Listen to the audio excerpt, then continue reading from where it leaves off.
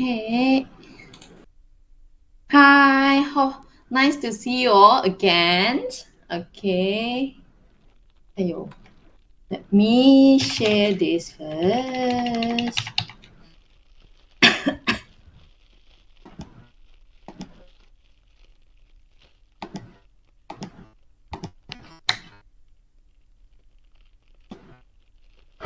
Hi. Good morning, everyone. Hi. Good morning.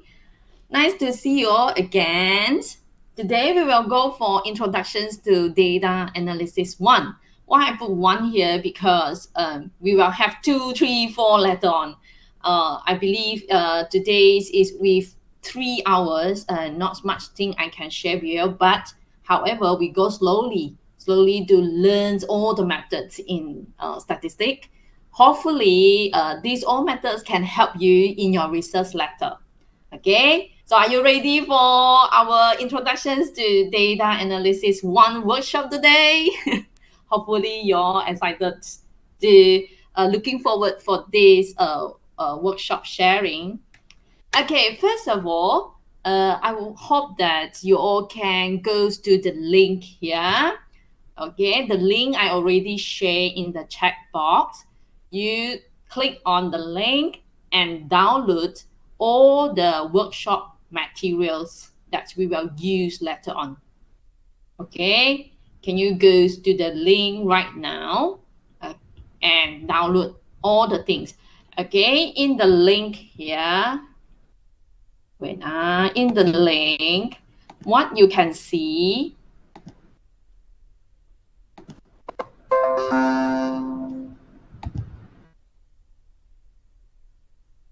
Oh, I forget to let. Okay, wait for a while. I let it. Maybe I forget to. Hold on first. Everyone with the link done. Okay. Okay. So you try again. I believe you can edit already. You can add you. Oh my god! I forget to let you all access the link. But it still cannot. Can or cannot? Can you please? Yep. Is it cannot? Still cannot because I already changed it right now. I hope I believe that you all can you can access the link right now. The link here you can share. You can access it. Yeah. Okay. Already. All right.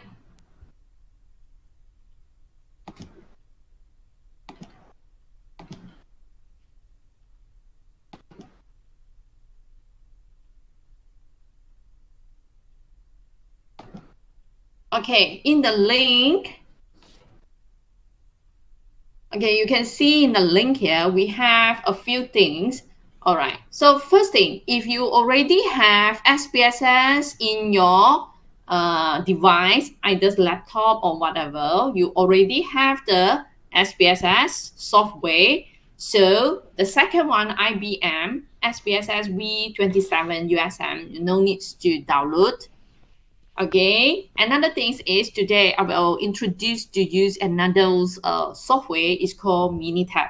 Because from my experience before, a lot of students cannot access the SPSS software. So today, Minitab would be easier. Okay, will be I believe everyone can access it, will be have no problem if you, and the installation is quite easy. All right, so if you do want to use SPSS is got some problem of your SPSS, okay, doesn't matter, you try to download this SPSS. Okay, have to download all the file and then extract it in your computer or laptop. Okay. Izati, you need the link. Okay, wait for a while. I share again. Okay, thank you, Ling Hui. All right. Okay. So if you want to install the Minitab, you go to how to install here. Okay, you just run the setup. Okay, no need to put in the product key or whatever. Just next, install, finish. That's all. This is how we install the Minitab. Will be much more easier, and the license no needs to put in the code or whatever, because last workshop we have a lot of problems in installation of SPSS. Next, if you would like to you still want to install the SPSS, you feel that you want to learn, and yeah, you can try, because I'm not very sure SPSS still can use it right now, because the license need to be renewed soon. Okay, so but somehow you can try to install it.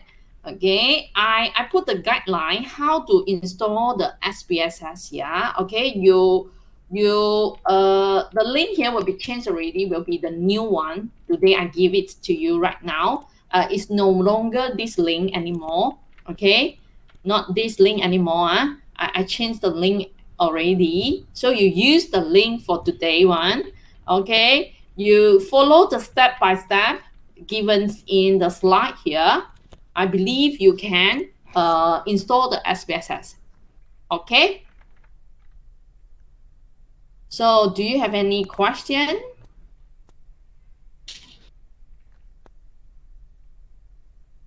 Any question? Okay, if no, another thing is the data we were using today. Okay, is not many. It's just two data. Actually, it's one set data. Actually, the same. One is in SPSS form. Another one is in Excel form. One is the first one, the .sav. Actually, that one is SPSS data. The next one, the workshop with .xlsx, that is in Excel form. So today we only have one set of data. You will give we'll use one set of data to do the analysis today. All right. Any question until right now? Yeah, Imran. Imran, you have question for me because you raise up your hand. Imran, Imran, are you here? Okay. So everyone, all right.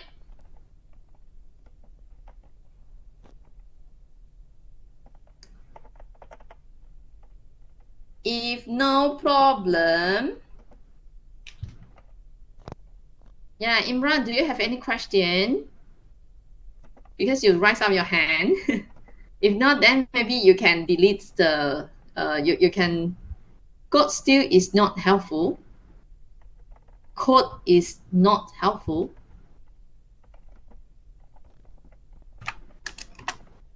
What code do you mean? Liu Huijin. What code do you want? Chen Hui.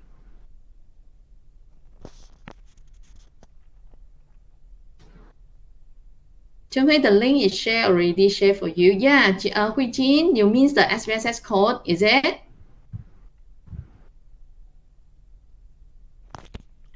Yeah, so that's why I give another one is Minitab. So because I just would like to try, because I install in my computer is okay, no problem. Some will be have problem because with your device. Okay, so if you really want to use SPSS, okay, later on I will give you my technician's email. You try to email him and let him to know what is your problem. He will guide you. Okay, what do you need to do to solve your problem? Huijin, all right? Okay, I share. Wait, and let me share his email address here. I already informed him that some students cannot install. He willing to help, no worry.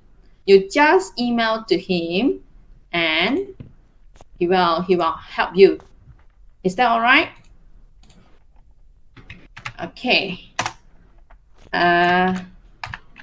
This is his email, and his name is Injet Sai. All right, Hui Jin, is that okay? You email this Injet Sai and let him to know what is your problem, and he will guide you, okay, how to solve your problem. All right. Anyone's already downloaded the workshop materials? Everyone's done downloading?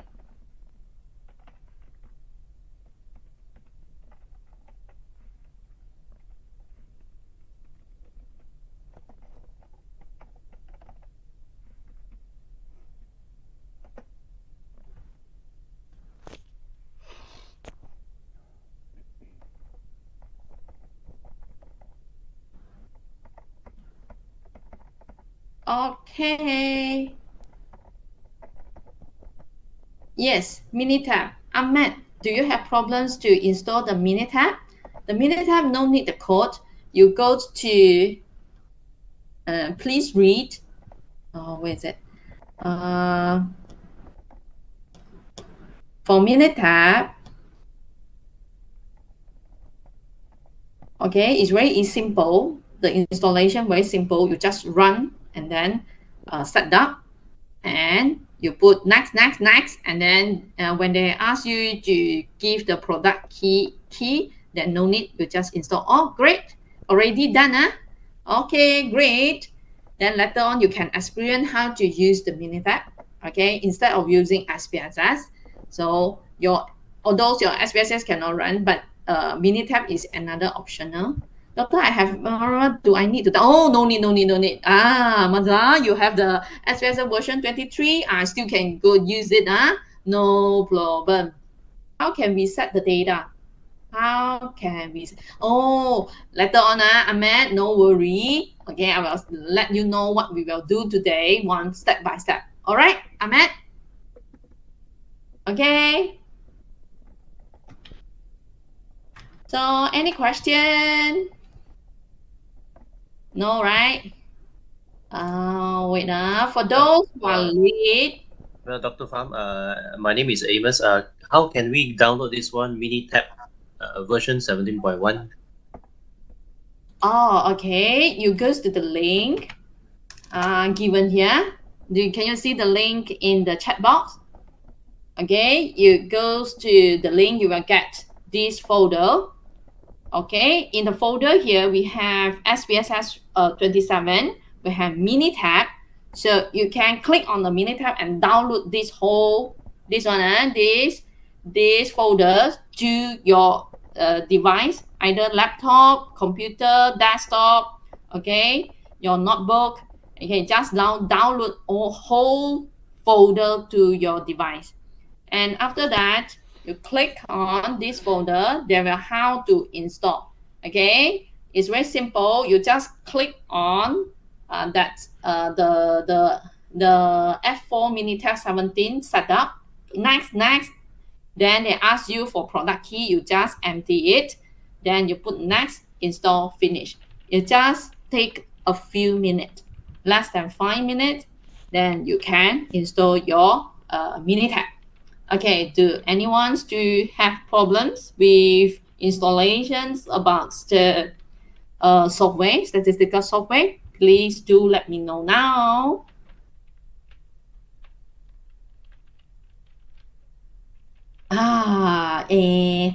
If you want the iOS for SPSS, if you want the iOS, you need to get it from my technician. Okay, I give you his email address because this one is only for Android. Okay. Wait, I give.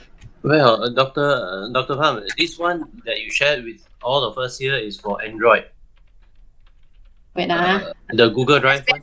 Yep, Android is for Android. It's not for Apple, yeah. What about Windows? Because I'm using Windows 11. Windows also no problem. This one can No use. problem. Can use, huh? Yeah, Oh, can okay, use, no okay. problem. Only for Minitab, Apple, Android, anything, Windows, all can use it. is only the SPSS. SPSS Apple, we have another installation for Apple. So if you are using Apple, then you have to request from our technician in that site. Okay, his email and his email I already share in the chat box. You can send him an email and then he will share you the link. No problem. All right. So do anyone still have problem with our workshop materials today? Yeah. Okay. Any question? Okay. So if you don't want the SPSS, then it's fine. If you already have SPSS in your device, then you no need to download the SPSS. What you need is the data and the Minitab.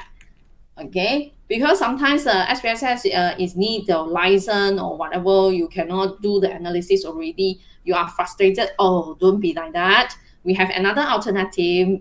Is Minitab. It is would be easy to use as SPSS too. No problem. You can see it will be much more simple. All right. Any? Okay, while you are waiting for your downloading, we continue our workshop today.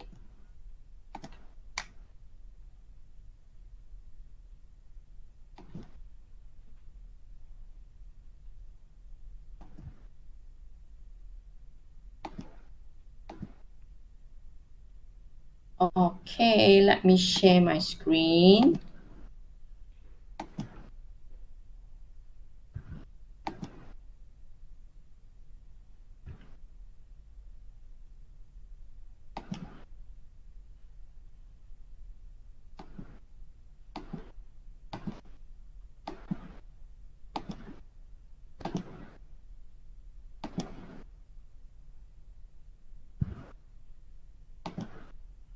All right.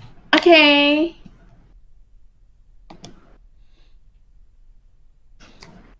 Okay, while you're waiting for your download everything and install, okay, let's go on. There's some question I would like to asking is, do you perform any data analysis in your research study? And let me know what kind of data normally you are using. Anyone? You are not, maybe you let me know is yes or no. Can you write your in the chat box? Oh, Imran said yes, perform enough, but not using SSS. Then Imran, what are you using? You write your code by yourself? What software are you using? So how about others? Others, are you using any statistical software or any performance of data analysis, or your data you don't need any data analysis? You do let me know. Oh, MATLAB. Yeah, machine learning. Machine learning, you can use Python also. Python would be great too. Not in this moment, but I want to learn. Yeah, great to hear that, Amos. Yeah, welcome, Amos. Hey, sorry, Dr. Pham. My name is Amos. Oh, sir, I, say sorry. Amos, I Amos. am yet to be famous, you know. You just remember the Oh, famous that is people. very easy to Then you remember go to the you. shop that I buy, Famous, then yeah. you mention my name is for free. Yeah. Then maybe we can call you famous. That would be great. Oh, Famous that's great. learning. Just a joke. Yeah, great. Okay, thanks. Sorry to pronounce wrong of your name. Yeah, It's it's okay. Zeti. Zeti, how about you? Oh, Amani, you are using Amani, Amani or Amani? Okay, is using Minitab. Oh, then you are Uh, expert, right? well, excuse me, doctor. Dr. Yeah, Pham, I want to know whether we using MATLAB or not MATLAB. These are what? MATLAB we are not SPSS, using. Well, we SPSS are using or Minitab. Minitab and Minitab. SPSS. Both I will teach you today because some they are using SPSS. I hope you all can switch to Minitab because SPSS we have license problem sometimes. Oh, okay. Because And the previous seminar that I attended here, because of some technical issues and the username and password that you gave was, I mean, were not functioning well, so I couldn't attend. So I had to, I mean, log out. So yeah, hopefully this time it will be just okay. yeah. So Minitab should be all right, no problem. I test already. So installation sure no problem one. For SPS there's a lot of problem. The license we need Okay. to renew soon, so I'm not very sure my school already renew or not. Okay, so Minitab lah, using Minitab would be easier. Doctor, what is your school, doctor? School of Mathematical Sciences. Oh, mathematical sciences. Yeah, mathematics. I'm from School of Mathematical Sciences. Okay. I thought you're from School of Linguistics. No, no. Okay, Because I'm okay. from this linguistics, so I don't think I can get to meet up with you. Oh, Okay. Yeah. you can when you come to main campus you can meet with me, no problem. I always in campus, main campus. So main campus, I see. Yeah. Okay. Yeah, you may visit us one day. All right. Alright.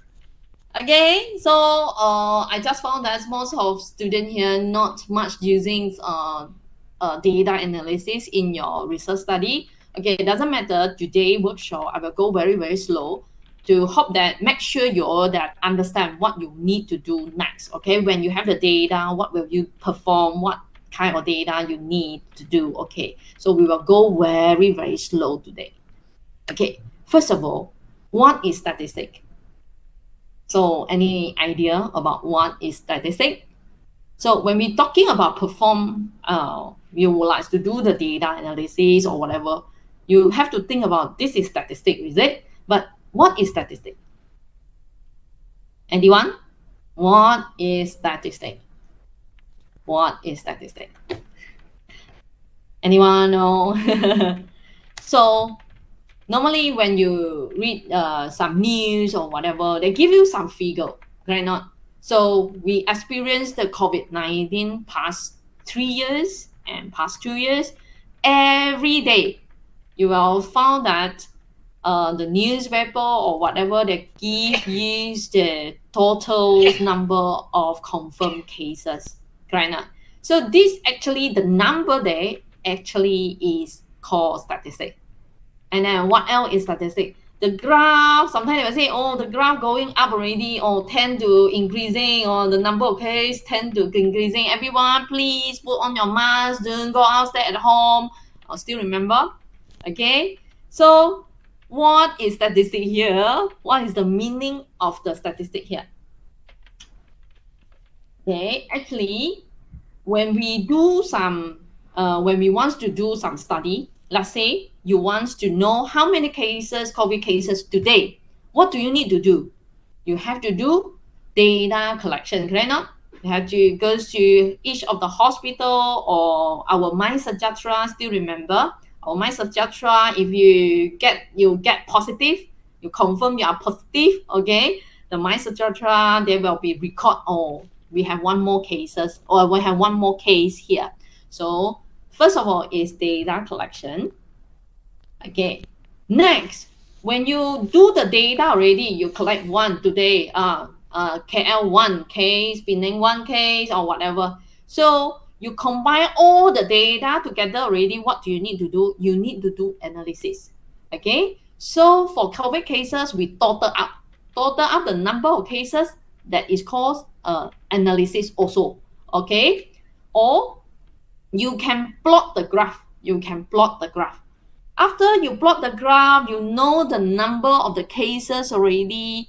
What can you do? You will do the interpret data. You just, oh, the data, okay, compared with yesterday or last few months, we found that the cases increasing already. Oh my God. So you must have a decision making from your interpret data. Okay, what decision you will make? You will tell people that don't go out, please stay at home, put on your mask. Okay, so there is a lot of policy from government, they will tell you, okay, this or that. That is called decision making. So from the collection data until decision making, these all method you are using in this whole thing is called statistic. So statistic is not only analyze, not only interpret or whatever, is all of it is called statistic. The method that you collect the data, the method you use for analyze the data, the method you like from how do you make the decision. So this whole thing is called statistic. All right, is it clear? Okay, so what will you learn in this workshop today? So today we go to the simplest one. Okay, because previous one we already in our last workshop we already learned about the descriptive analysis, means that we plot graph. Okay, how we do that? Okay, plotting the graph, everything. So today we will go for analyze a little bit, one more step already. Okay, although you do not know how to use the, let's say you miss out my workshop last workshop, doesn't matter, still okay one. No worry, no worry. I will go very very slow, so hopefully you all will understand what we will learn today. Okay, today we will learn about sample, two sample. Okay, we want to comparing, let's say you have two method, we want to comparing, how to compare. So here, first thing you will learn about independent and dependent sample. Then today I only will touch independent sample.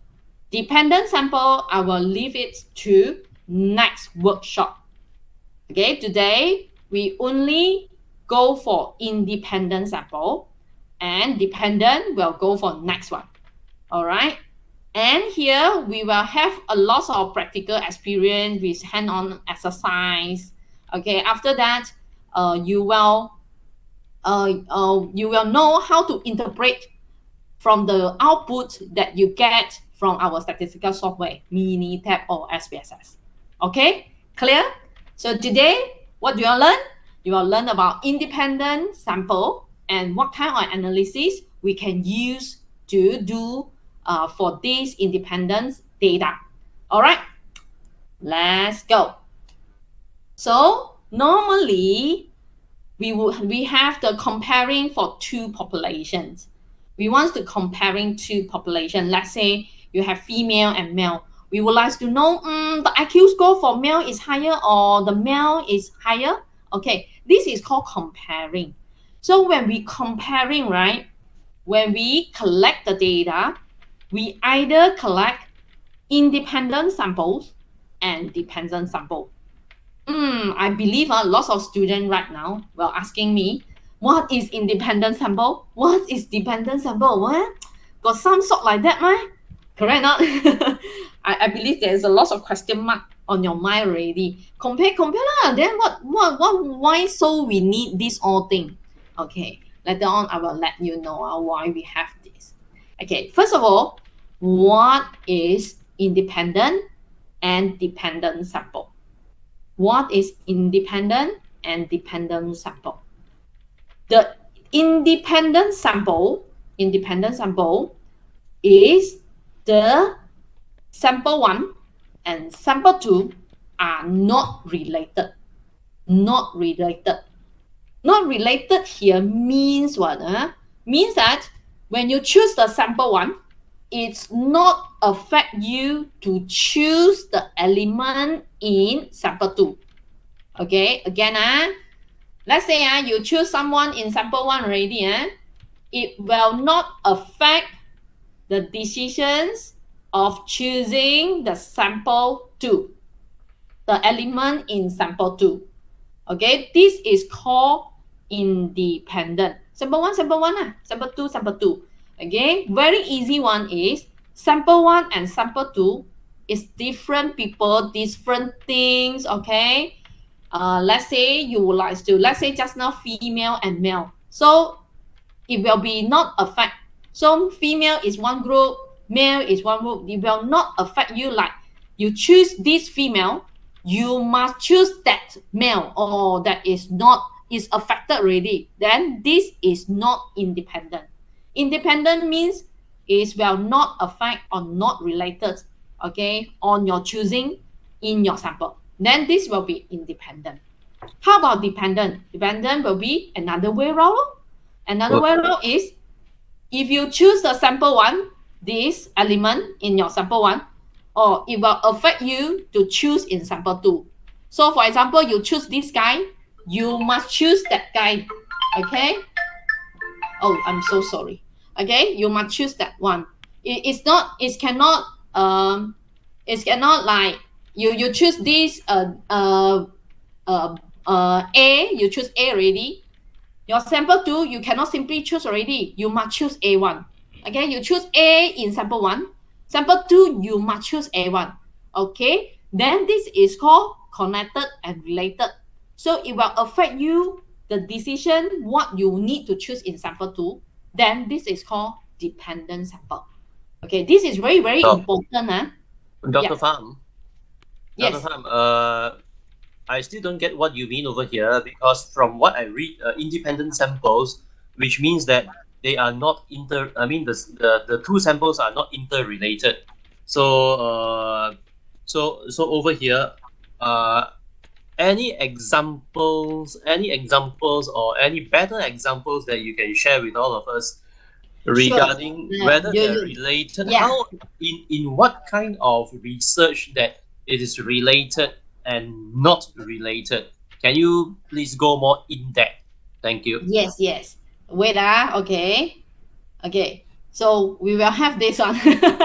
We have a lot of example, and then let your check.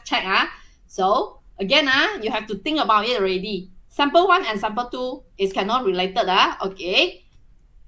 Related is dependent. Not related is independent. Okay. So we try to see this example. Okay, it is a drug efficiency study. So this we want to know whether those new drugs will be effective or not, because normally the very famous drug here is the placebo. Normally in medicals, when you call placebo, like you eat Panadol like that so Panadol we have is a very famous one, but somehow we have another brand of same with Panadol. Okay, so we do not know whether the effectiveness of these new medicines is it will be same with Panadol or not. So what will we do? So the sample here, they will group A means that they have one group people take new drug, the group B take placebo. So what we want to analyze is we see their health improvements between group A and group B. So group A and group B, we have two groups here. Group A and group B. So what do you think is independent or dependent? Think about it. Dr. Pham, is it independent, Dr. Pham? Yeah. So what do you think for the independent others? Because placebo it actually sometimes most of the time it is a piece of sweet or chocolate or whatever. Okay, in which the patient doesn't know, or the patients don't know. So that's why this is what I understand about placebo.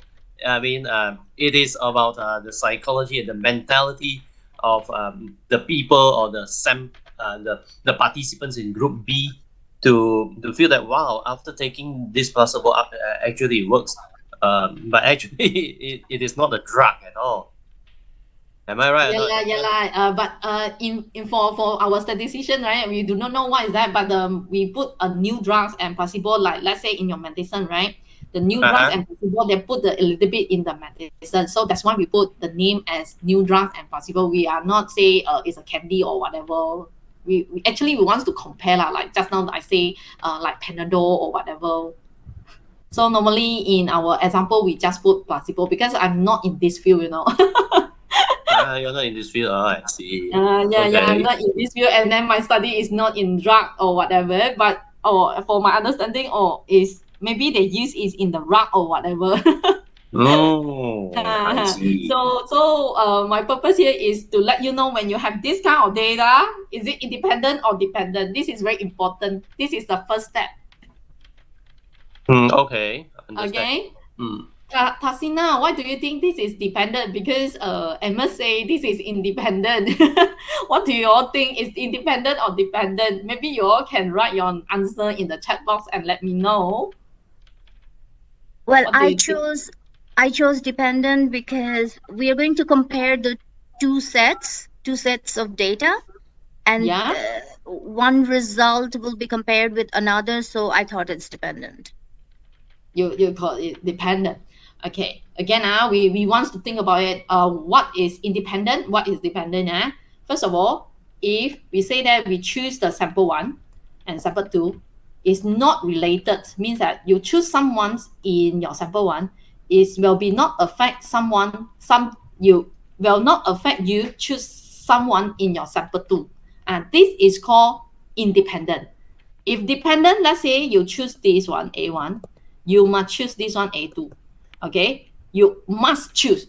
If A1 is chosen, A2 must be in your sample 2 already. You do not have freedom to choose it.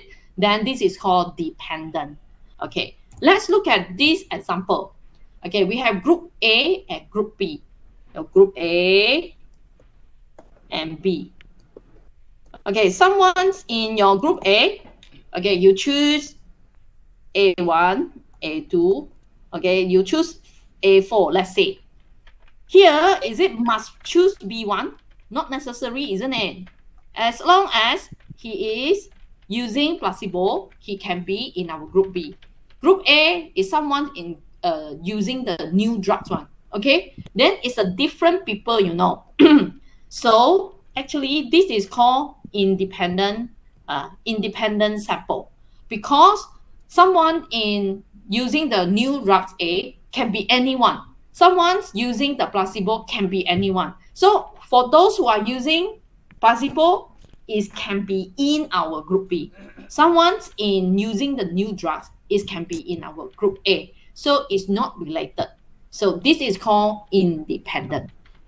Okay, I'm sure you all still not very clear about that. Doesn't matter. We have a lot of example until you're all very clear on that.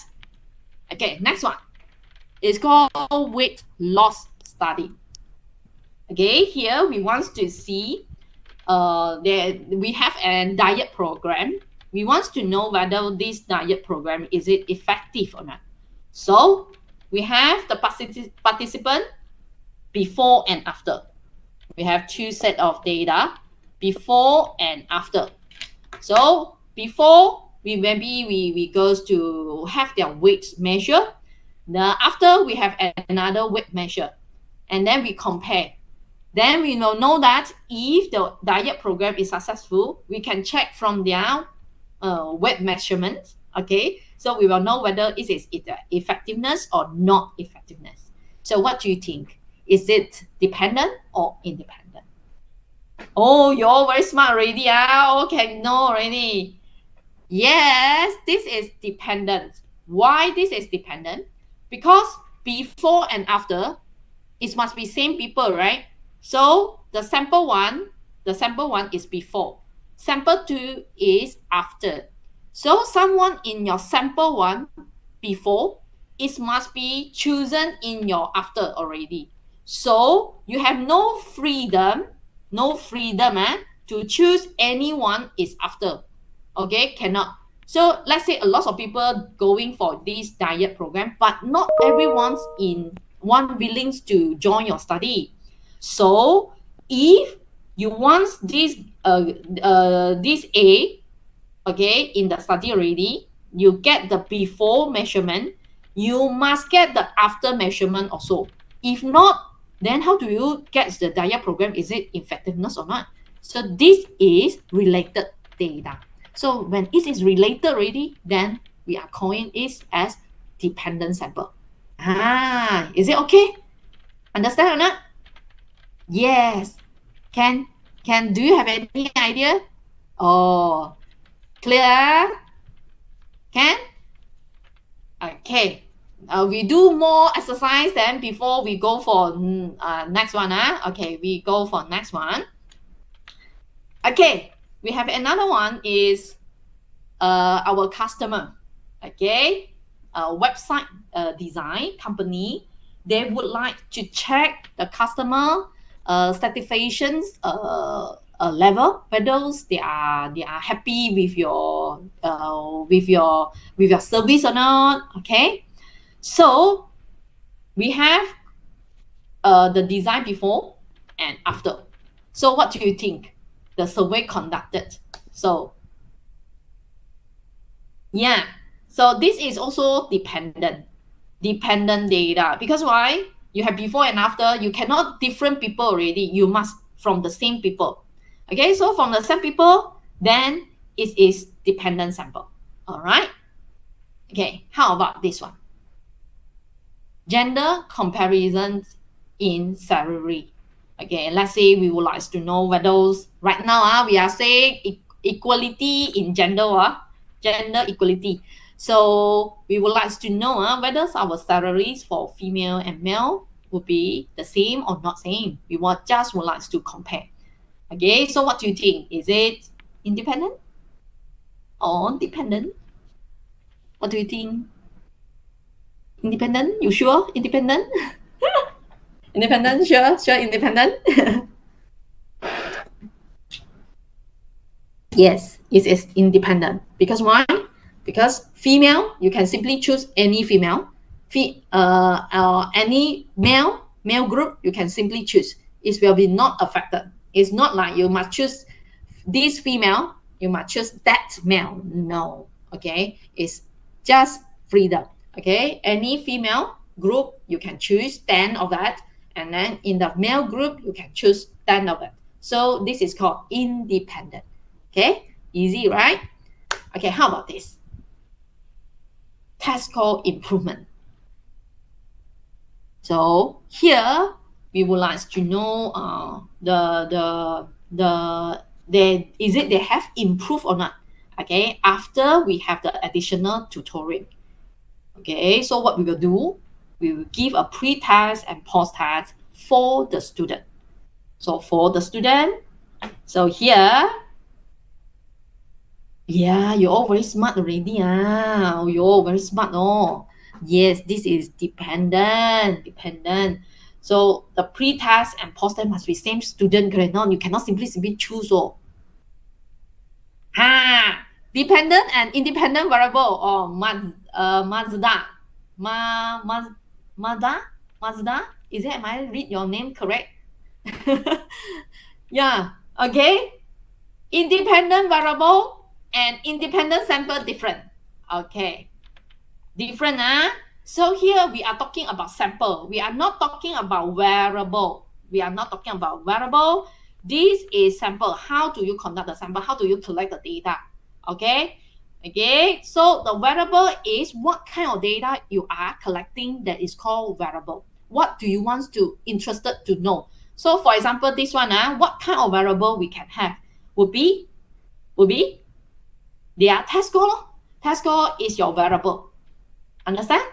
Okay. Independent and dependent variable is another story. It is not related here. Independent sample and dependent sample is this one. So must be very, very very clear about all the terms that we are using here.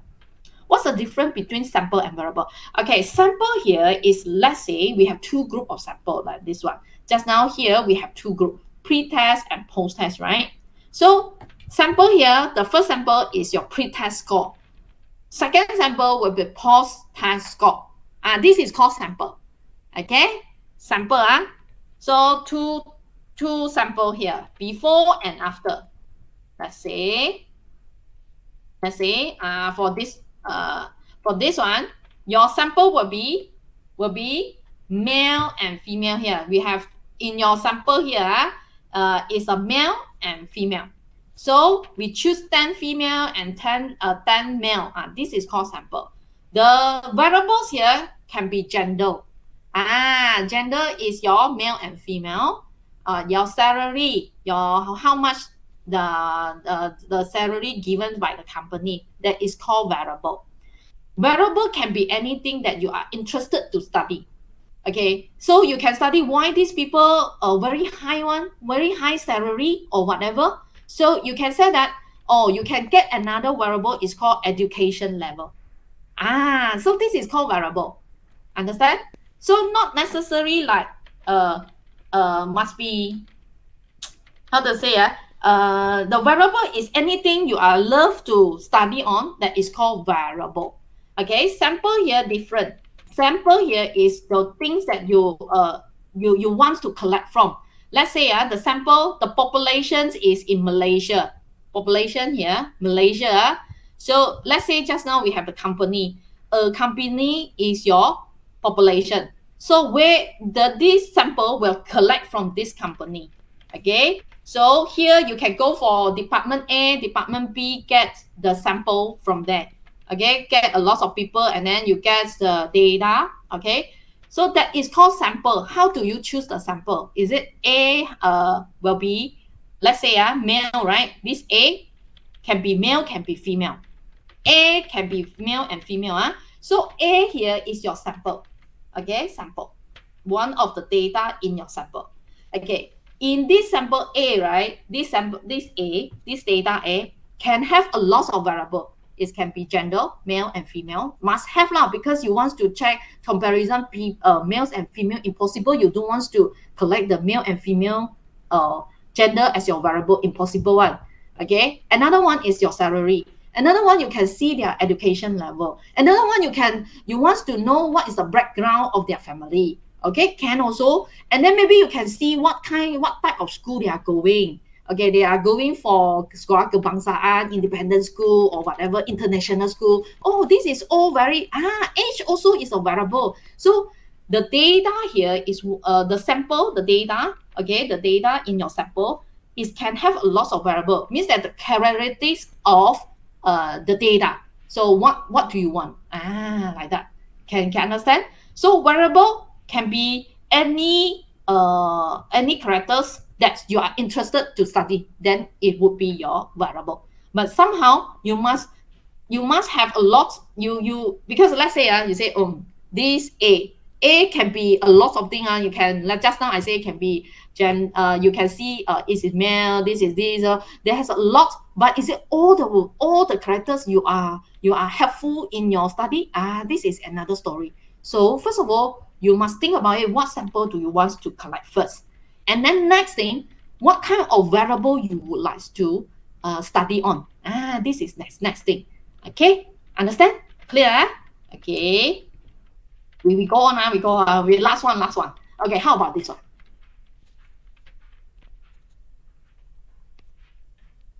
Okay, last one already. Okay, independent or dependent. Okay, if you clear, then let me know this is independent or dependent. Survey for two different city. Okay, we have city X and city Y. Asking about the preferred smartphone brand. Okay, compare the preferred of the smartphone brand between the two cities. Okay, independent, dependent, independent, dependent. Which one? Yes, this is independent. Because why? Okay, so right now we have two sample. Sample in city X and sample city Y. Can city X and city Y is two sample already, different city. So in the city, there's a lot of people stay inside, right? So we go for A. Okay, city A, we choose A. A, okay, there has a lot of characters. It can be gender, like just now. You can take gender, you can take the salary, you can take the education background. You can, what else? You can take age. What else? let's say right now you want to know the smartphone, right? Okay, the smartphone, now what brand of the phone they are using. Okay, what else? The family background, is it married, not married, or whatever, employment or not, what kind of company they are working for. This all thing this is all the characters, but it will become your variables or not. Okay, it will be depends what do you want to study. So here, do you need to collect the salary? Maybe can, maybe no. Because why? Maybe you want to know why this city people love to use these brands of this brand, let's say Apple. Oh, maybe this city, most of the people, the salary is quite high. Okay, so the salary can be your variable, so you can study. Okay, study, is it related or not? Maybe related. Then you can collect. So how about the family background? Do you think is it related? So if you think yes, then you collect it. If no, then you just leave it go. Just that's all. Understand? Yes, Mazai is because different city. So you choose anyone in city X, it will not affect you. You choose anyone in city Y. So this is called independent sample. Okay? Clear? Sample, the independent sample and dependent sample. Okay, all right. Okay. So the other word is, if you found that the sample 1 and sample 2 come from a same subject. Same subject means that just now, like before and after, it must be same person, right? Same subject, it means that same come from same thing or whatever. Not must be human. Okay, so it come from the same subject, then it must be dependent. Okay, so this is another way to find out. Okay, today we are doing independent sample only. Dependent sample we leave for next workshop. Okay, independent sample we are going for independent only. So for those your study, your research is about dependent sample, dependent, then you cannot use the whatever method we are discussed today. Okay, again, if you are doing dependent, then you cannot use this t-test. This t-test is only used for independent sample. Independent sample. Okay, so independent t-test, what they want to compare. Right now, we want to compare two groups, right? We are only talking about two groups only. We are not talking about 3, 4, 5K until K group. So today, we do very simple one. Okay, two groups only. Okay, and it is independent. Okay, again, two groups only, and it is independent. Okay, if two groups dependent, also cannot use. If two groups, if independence and until K group, more than two groups, also cannot use. Oh, Sabah, I'm so sorry. We do not have recording, not available. Okay, not available. So have to listen carefully. Okay, anything you can ask me, no problem. I will go very, very slow until you all understand. Okay, again, independent t-test is always for two groups. And how we do the comparing? We compare the mean. We compare the mean. Okay, so here it must like two different groups. Let's say can be treatment. Just now we have control group and the new group, like just now we have placebo and the new drugs. Okay, so we have two groups already. So this, when you have this kind of two groups, then it's okay. Again, here your group difference in continuous data. Continuous data. Still remember what is continuous data? Do you remember what is continuous data? Okay, we do some revision a little bit. What is continuous data? Okay, just now somebody asked me what is variable, correct or not? Sample, no problem already. Sample, you all understand how to differentiate what is independent sample, what is dependent sample. Okay, right now we are talking about the data what kind of data you want to take already. Let's say you choose already this A, B, C, you already choose. But what kind of characters you want to study? That is called variable. Variable. Okay. So here there is a lot of variable we can study. for example, just now, we already say, you can, when you collect, you choose A in your sample. Okay, A can be name. You want, do you have any question? If no, then can you off your mic?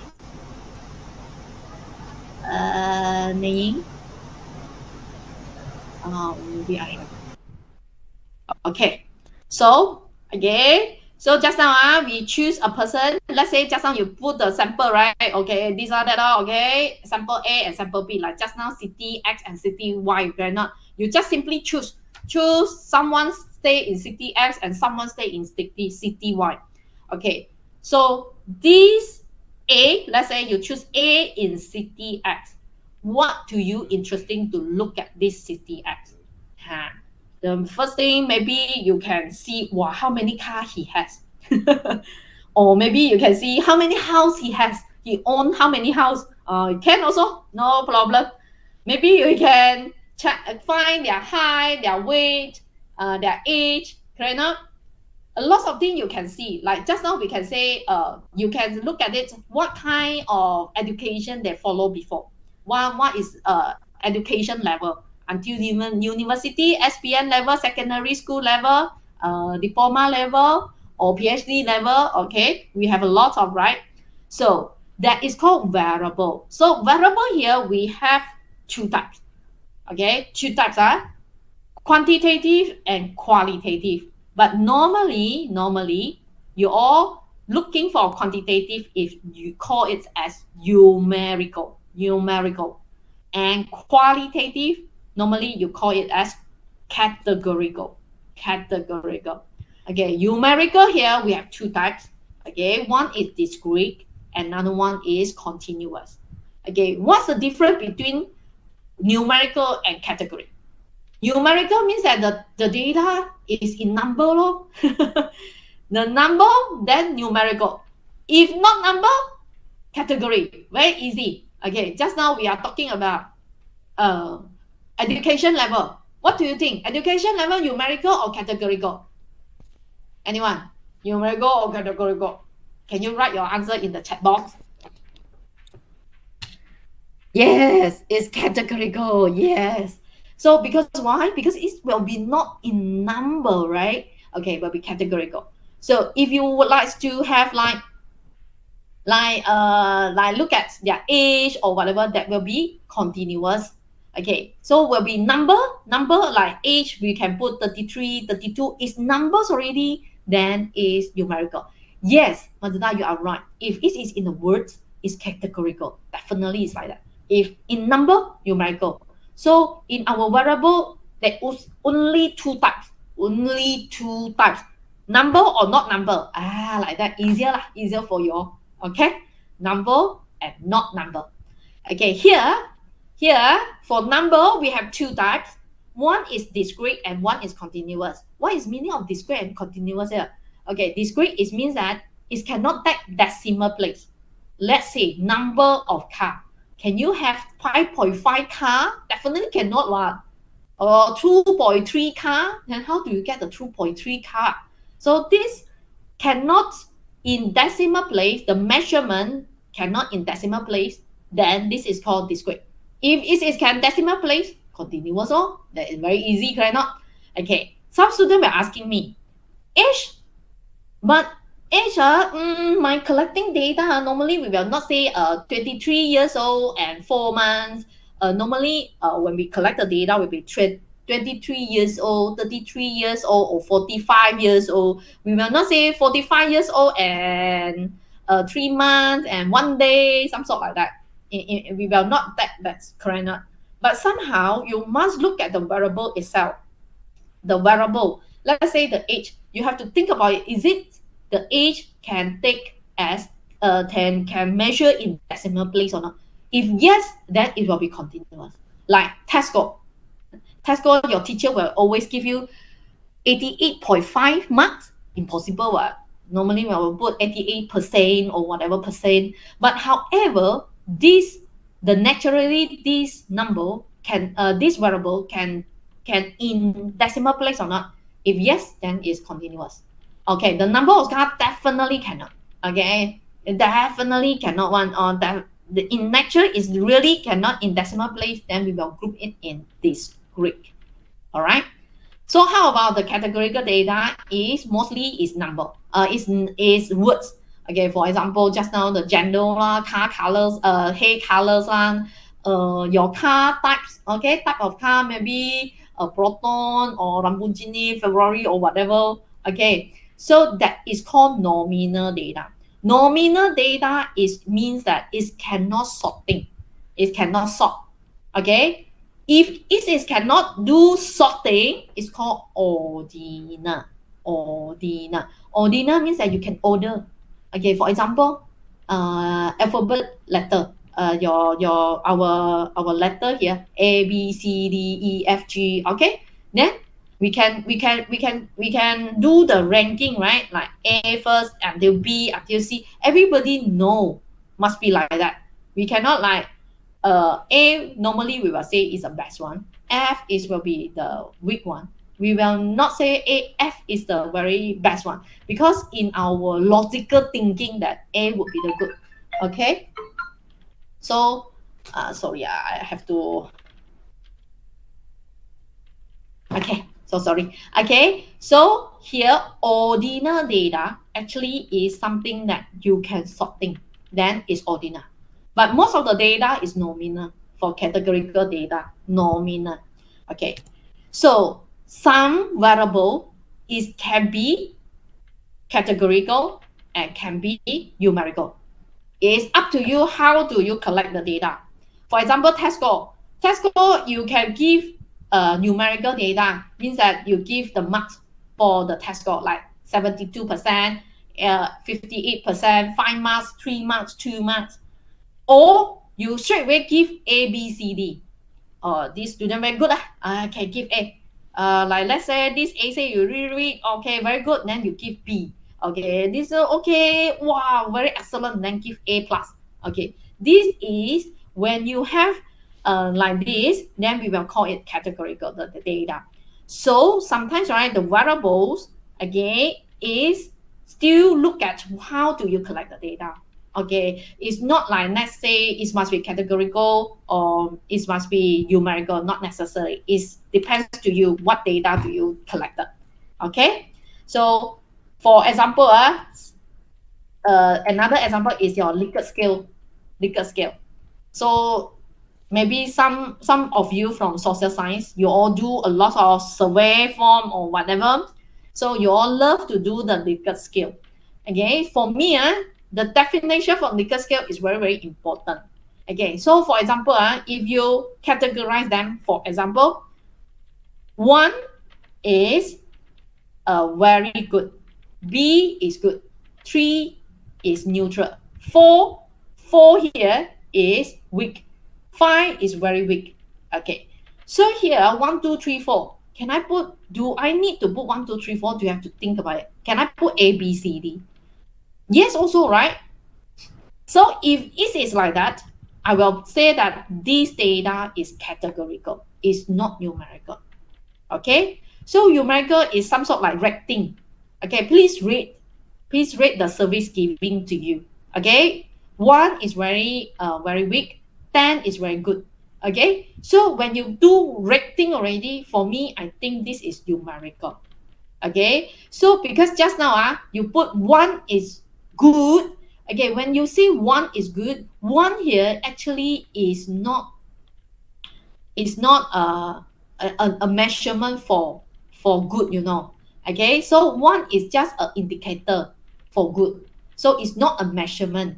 So here I will say that this is ordinal data, like good, very good, good, neutral, weak, very weak. Okay, this is called ordinal data. Okay, so next thing, okay, here for sample, our independent T sample, we need continuous data. Again, we need continuous data. If your data is not continuous, then we cannot use independent sample t-test. All right. So if you still want to use this t-test, we have assumption. We have 3 assumptions here. Okay, first thing must be independent. Okay, like as what I say already, if it is dependent, definitely we cannot use t-test. This is first thing. The next thing is normality. Okay, your data must be normal. Normality checking is must be about the normal. Okay, why we need normal is because mean. When you have mean, you have outlier, very large number, you will affect your mean here. So that's why normality checking is very important. If you have outlier, you very or you have your data is very skewed to right or very skewed to left, mean no longer a very good predictor. So that's why normality checking is very important here. Another one is equal variance. Equal variance. Okay, you have to check whether it is equal variance or not. Not equal also can use. Equal also can use. But somehow you must check it because we will have different formula for if the variance is equal and not equal. Okay, until here, clear or not? I believe you all have a lot of questions. Oh, what kind of data can be used? Correct not? Okay. A little bit clear lah, huh? Okay, doesn't matter. Right now, we have to see what data will be collected, will be appropriate to use this t-test. Okay, again, we goes to just now, the independent sample. Okay, we go for this. This is independent. Independent. Yeah, Mazda, no worry. Equivariance cannot understand, right? Doesn't matter. You keep in your mind, we have 3 assumptions. Later on, I will let you know how we do that checking. No worry. Okay, here, first of all, we have first step is make sure your data, your sample is independent. This is first thing. The second thing, we have to look at our variables already. Okay, the variables here must be continuous. If not, then cannot. Okay, so let's see this example. Drug efficiency drug study here. Okay, so we want to look at whether the new drug will have the health improvement or not. Okay, so what do you think? What kind of data we can collect? What variables will be suitable using in this study? Anyone? Independent, Mazda, this is independent. Because we have group A and group B. Group A is new drugs, group B is placebo, different thing. So this is independent data. Okay, cannot dependent because different people. At least if you want to become dependent is this X we call X, the X taking new drugs, also taking the placebo after that. Then they can compare. They join 2 things. They use the new drugs after half year. They use placebo. Okay, then they will know which one will be better. Okay, if not, then we will have 2 groups of people right now. Okay.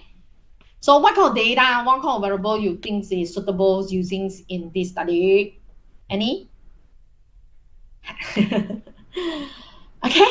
Maybe we can check the blood pressure, we can check the cholesterol or whatever lah. Okay. So here what we call is independent.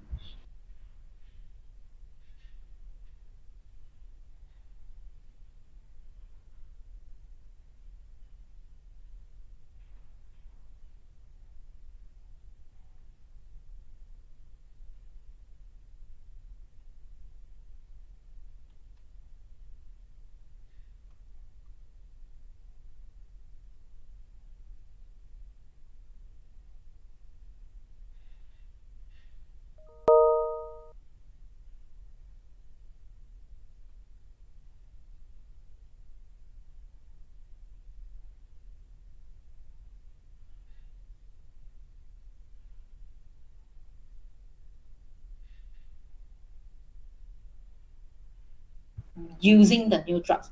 So when it is like that, will be pre-treatment and post-treatment for group A. So if you study only for new drugs, this is dependent. Okay. When you look at two group. One is using neutral, one is using placebo. Then this is independent. Okay.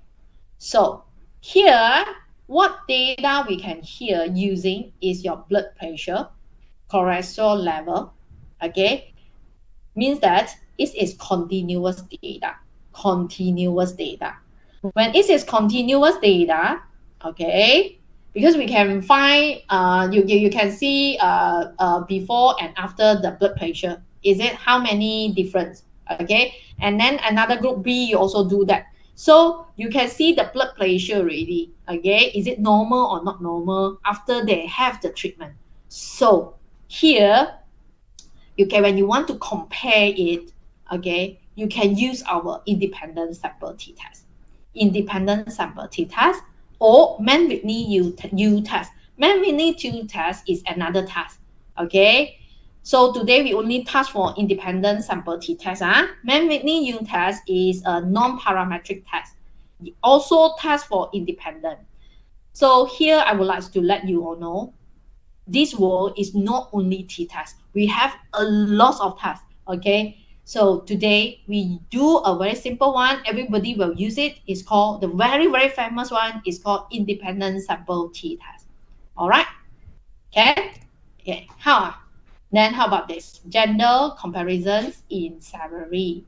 Okay. So what kind of data you will collected?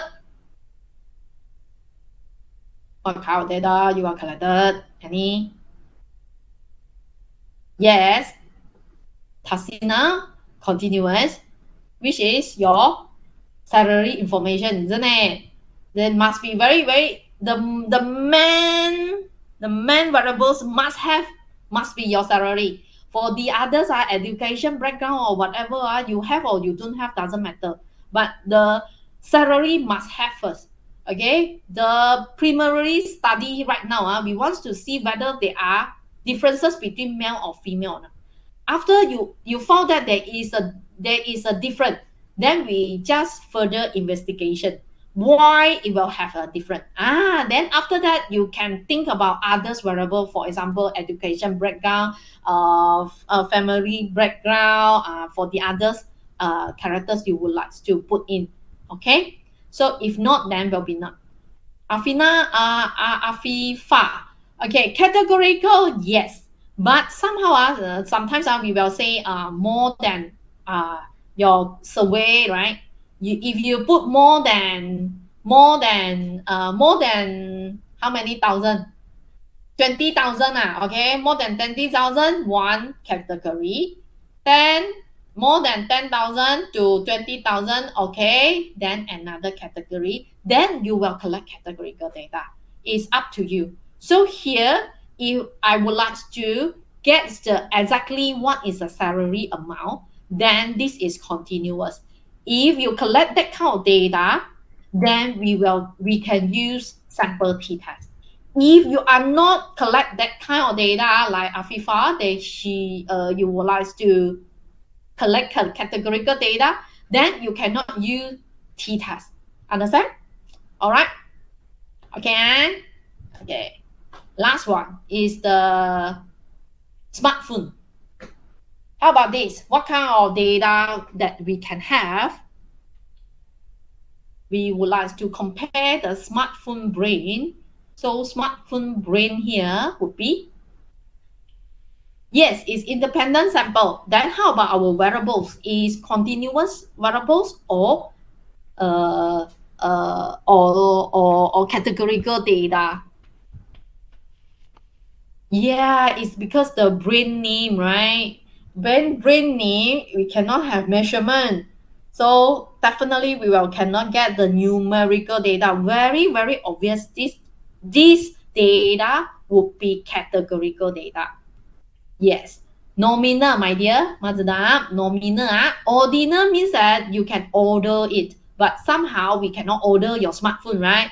Cannot Apple always the number one, ma. We have Samsung, we have others, Oppo, Huawei, what else? We have a lot, right? Okay, when it cannot order, then it is not order. Afifa cannot order. we cannot order, then it's not ordinal. Like that, easier to remember. Okay, it would be nominal. Nominal, because we cannot do the ranking for the brain. So that's why this is called nominal data. Nominal data, let's say we have Oppo, Huawei, what else? Apple, Samsung, or whatever. Okay, so not necessarily you always put one for Samsung. Cannot like that. We cannot order it. Okay, so it's nominal. Okay, so if for this example, very obvious is categorical data. We cannot use t-test. We cannot use t-test. All right. So not all the independent sample can perform t-test. You have to look at your variable. Understand? So the variable here is would be nominal, very obvious. So what kind of statistical test can be used? It would be chi-square test. Chi-square test. Okay, we will have the categorical data analysis. Okay, categorical data analysis. So in the chi-square test, we can test for the independent also. Okay, independent test for the table. Okay, this if you're interested, I will have another workshop for this lah. But somehow I need to go slowly one by one. So we go for independent sample first, and then we go sample. So independent, the first one. Then we will go for dependent. After dependent, we have care sample. We have care sample. Means that right now we only have two, right? So after that, we can have more. After more already, we will go for categorical data. Okay. If you're interested, you can join my workshop after that. Stay tuned with IPS. All right. Okay. So do you would like to have a break for a while? After that, we will go for hands-on.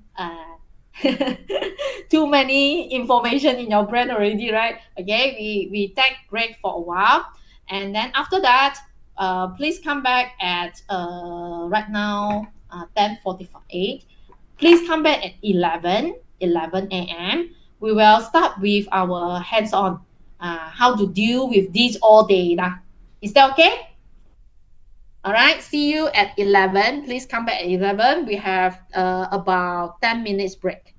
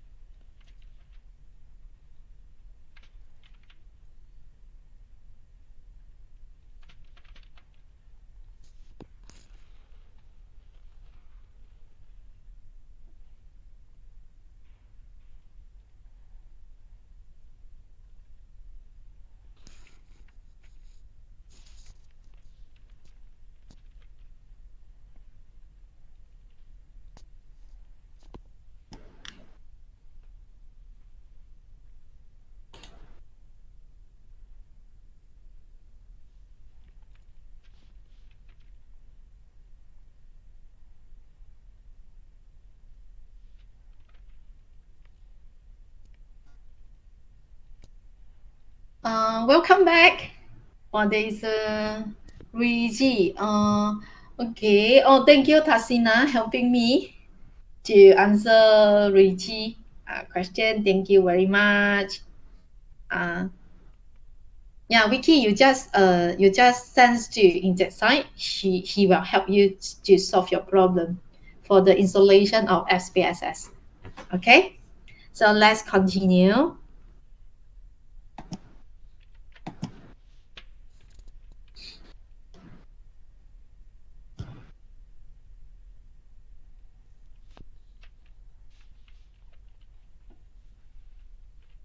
Okay, so I believe you all have the workshop underscore data dot sav, which is in the workshop material. In the workshop material, okay, try to open that data in your in your computer. If you do not have SPSS, doesn't matter, don't be worried. We have another file is in Excel. You can try to open it in your Excel file. Okay, let's see. Okay, we have here data. Okay, we have two data file here. One is in SPSS, another one in Excel. If you cannot open your, you do not have, you are failed to install SPSS, don't worry, don't worry. We have another alternative, which is Minitab. It will be easier to use also. Okay, so the solution, the decisions will be the same. No worry for that. So if you do not have SPSS, doesn't matter. Okay, you open the Excel file. Is that okay? Then I will guide you how to do it next. So if you're in SPSS, then this is the data. Okay, and you can get it. Okay. Well, Dr. Pham, I can't get the data. Workshop underscore data dot sav. I can't find where is it. In the material. Wait, let me show you again.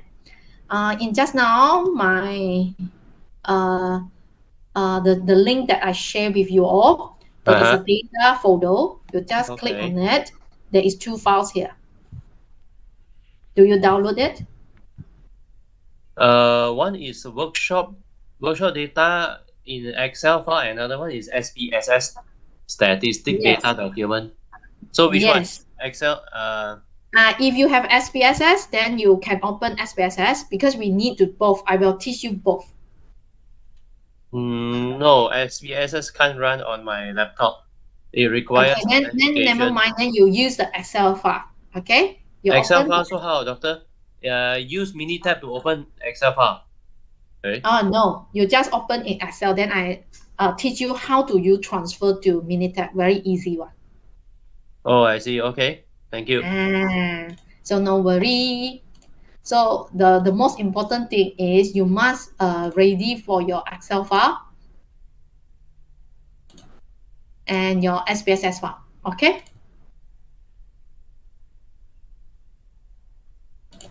Wait, let me show you how we do that.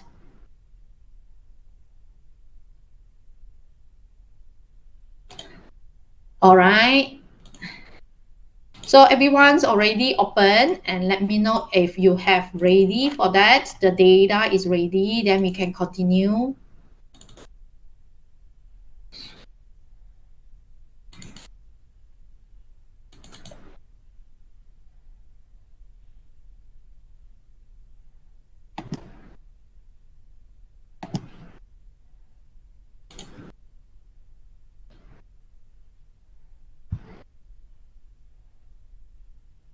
Okay.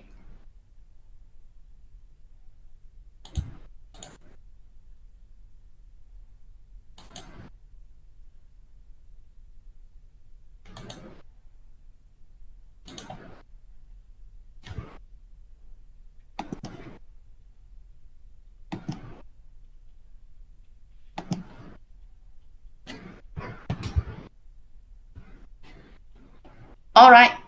Okay, so if you are in Excel, Minitab, if you cannot use SPSS, if you already open the file, you cannot see my screen. Wait, let me share again. Why you cannot see my screen?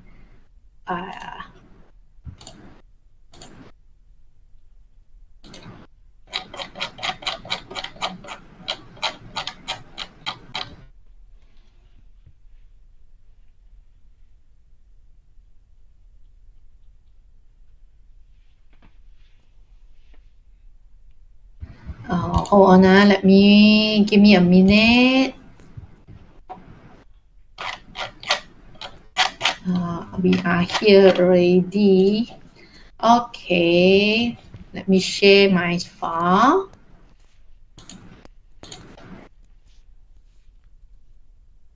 Can you see my screen? Can or cannot?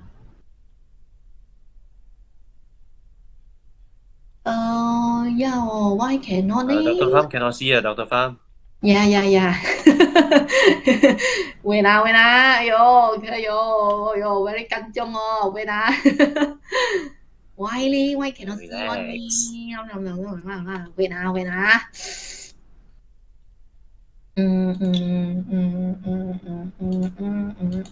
Suppose it is this one.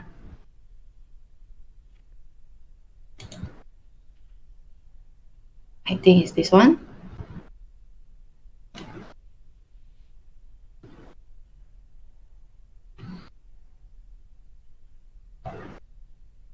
Still blank. Why then I need every time I need to share, then I have to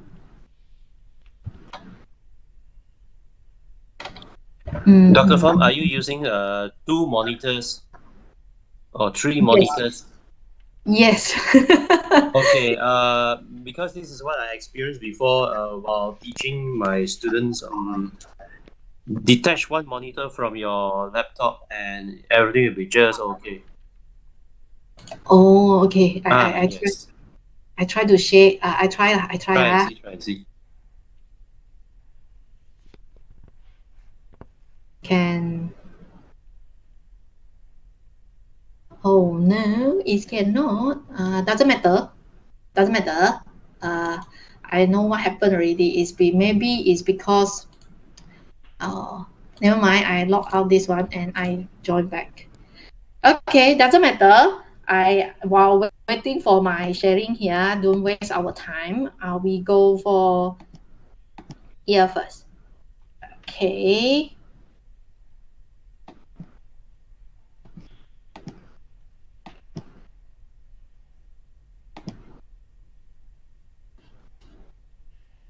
Okay, you all can see my screen, is it? No problem, Can see, right? You all can see, right? Okay.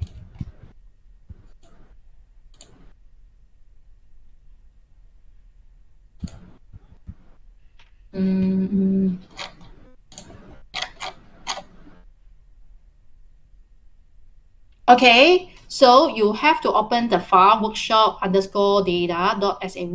Okay, for those cannot use SPSS, doesn't matter. You listen first for SPSS. Later on, I will show you how to use Excel. Okay, Excel and Minitab. How to transfer the Excel to the Minitab. All right. So for just now we already talking about when you look at this data, right, you can see the data is very huge. Okay, we have 10 questions here. Actually, this is what we call the stress data. Means that there is a survey formula for the psychology test, whether you are stressed or you are very stressed or not or whatever lah. Okay, so the data is secondary data. It's not I collected it. Okay, it's from others people gave it to me. Okay, so from here, what we want to see here, what we can do. Okay, normally when you get the data, don't very very eager or very kanchong. In Chinese we say very kanchong. It means that you are eager to run the performance, the analysis. Oh, don't do so first. Okay, don't do so. When you have the data, think about it. What do you want to do? What do you want to compare? And then what is your objective? Okay, don't, because everybody can click. When you go sit in front SPSS, you have only a few click, you can get the result. So everyone can click, I'm sure for that. But somehow when you get the data, you must know how to what we call how to interpret it. Okay, here you can see maybe clear history. Sometimes I got stuck because of that. Okay, thank you, Afifa. I will try again. So you can see here, age there is 999. Distress there is some data with 999. Actually, 999 here is I make it as a missing value. Okay, so for SPSS, okay, you can see missing value here.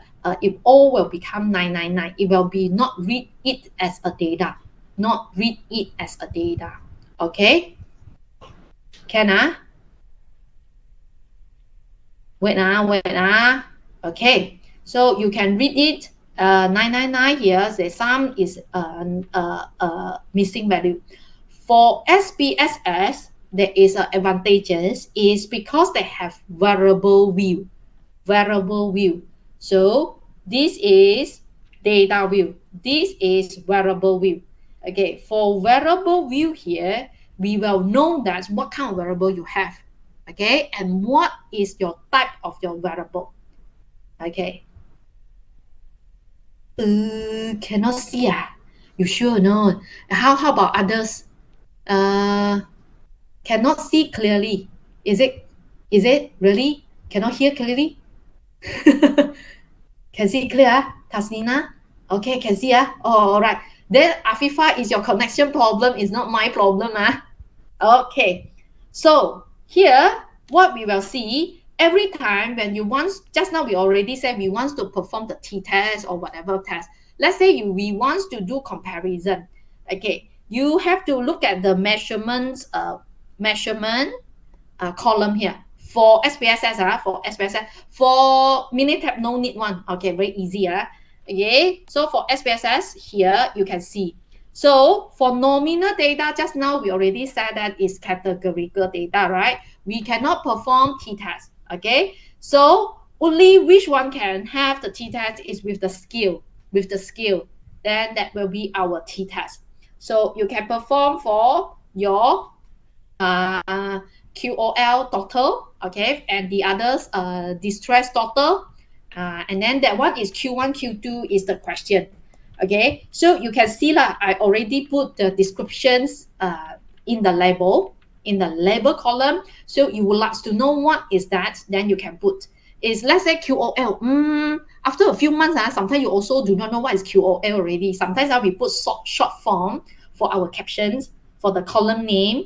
Sometimes after a few months, we come back for this data, we will forget, So for SPS is good is because they have a label here, is you can put the label, what is QOL? Oh, then you can read here, quality of life. Can you see? Quality of life. Oh, then you will know.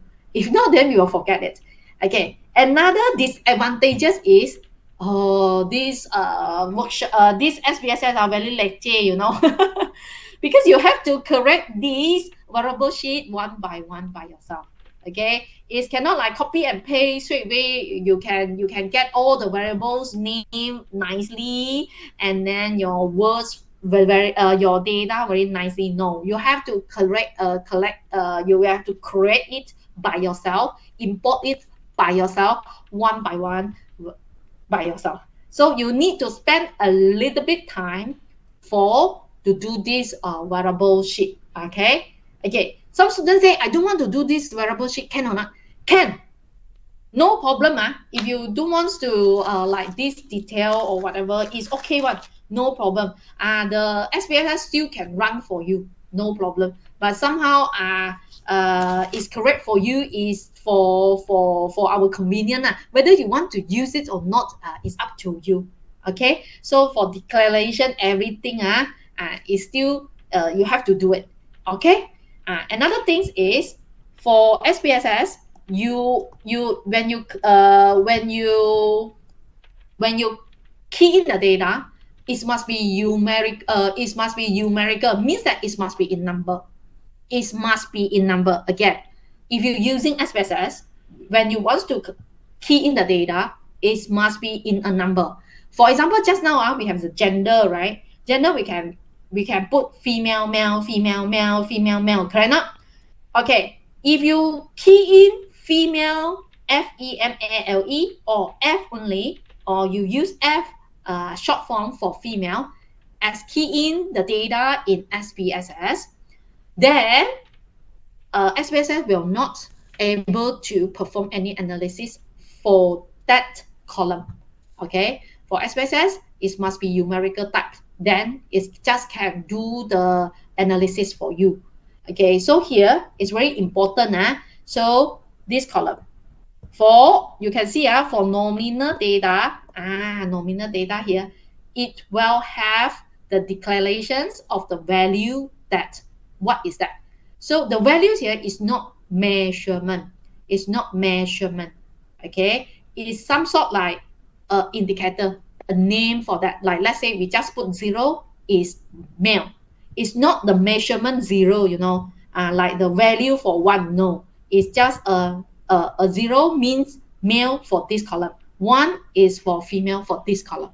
Okay. For employment also, no job, we put 1. Has job, what. Okay. We can do that. All right. So this is SPSS. Okay. Can? All right. Okay. So for this data, we only can only choose 2 columns. First one is our, still remember we need, where is it? Still remember we need a continuous data between 2 groups. Continuous data between 2 groups. So in your data choosing, it must be continuous. If you found that the column that you want to analyze is continuous data and it is 2 groups, then you can consider this independent t-test. Independent t-test. First of all, you must think about it, is it independent or not? If it's not independent, you cannot consider anymore. Okay, and your variable, when you get the data, a lot of data, right? Okay, you say that you want to analyze the quality of life. Then you have to think about it. The quality of life here, is it a continuous data? If it is not continuous data, then you also cannot perform this independent t-test. You have to use another test, another tool, okay, another method. So here, another variable you need to choose is must be 2 groups. And more than 2 groups also cannot choose. It also cannot perform any analysis. So you look back your objective, what do you want to analyze? And then you look at your data, is it suitable for using this or this or this or not? Then you just start perform the analysis. Okay, because I found that some students, right, they do not know how to do the analysis. They just think about every data can perform independent t-test, then they just click. Okay, but somehow, sometimes it is not suitable. All right. So I hope after this workshop, you all know that what kind of data is suitable using and what kind of data is not suitable using. All right. So data cannot change anymore. Method can change. Okay. So this kind of data, we use this method. Okay. So here we have to choose 1 continuous data and 1 is 2 groups data. Okay. So here we choose gender because we want to know the quality of life and compare between female and male. We think about it, female and male. The sample will be from female and from male. Is it independent or dependent? Think about it first. Oh, it's independent. It's because if you're not related, it's not related. So that's why Okay, the first thing, independent, fulfill. The next thing is must be two group. Okay, is it two group or not? Female and male. One female, one male. Okay, two groups. Okay, fulfill. The next thing is our quality of life data. Okay, quality of life data. The quality of life data here, is it continuous? Okay, because here the this researcher he collected the quality of life data is from the score. Let's say you answer this question, yes, they give you 1 mark. If you answer this, you get 3 marks. Oh, so this kind of question A, okay, they want to total up how many what is the score for their quality of life. Okay, then this is continuous. If you asking the question A, like let's say, are you happy? Are you certified or whatever? Then your answer is yes and no, right? Then this is not continuous data anymore. Then you cannot perform T independent test. Understand? So first of all, have to look at your data, what kind of data, what is the variable. Then this is very important. Okay, think about it first. So first thing, check whether it's independent or not. Then is it two groups or not? Then your variable collected that you want to study, okay, the data collected, is it continuous or not? If yes, then we just can perform the next one. Okay, do the next step. Understand? Okay, so we're talking about SPSS first. Okay, for SPSS student, if you are using SPSS, okay, you try to click on analyze, compare means, independent sample t-test, and click on the quality of life, and then just click on it. Okay, I try see whether I share here, see whether I can demonstrate for you or not. I use this one again. Okay, for you all, you try first. I try my computer, see whether I can share my screen or not.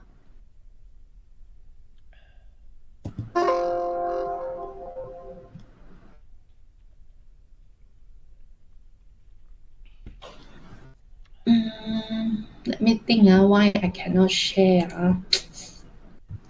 Let me you all try first, then I come back to you all.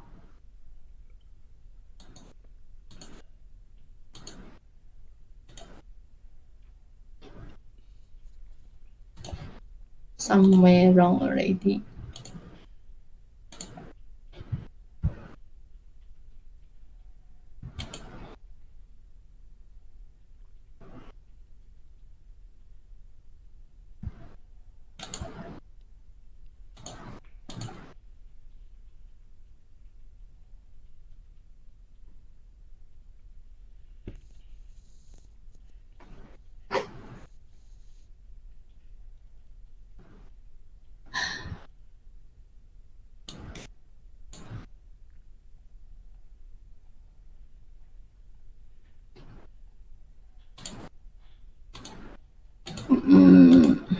Impossible cannot one. Maybe I try.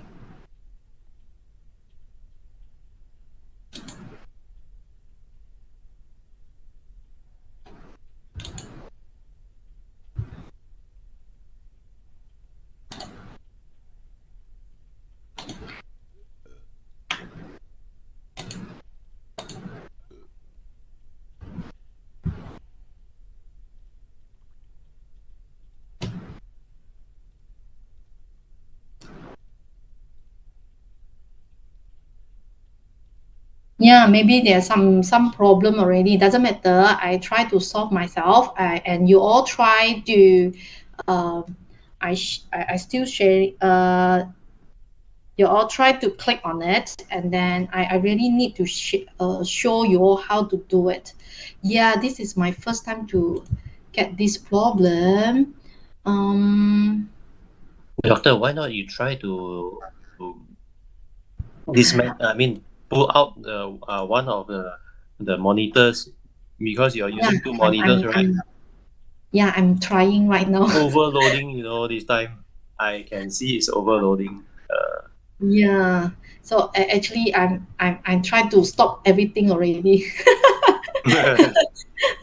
Yeah, you wait, you let me, you give me a little bit time, huh?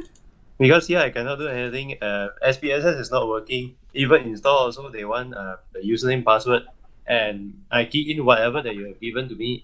I still it won't run inside my laptop, but I Oh, can only really? go for this mini tab.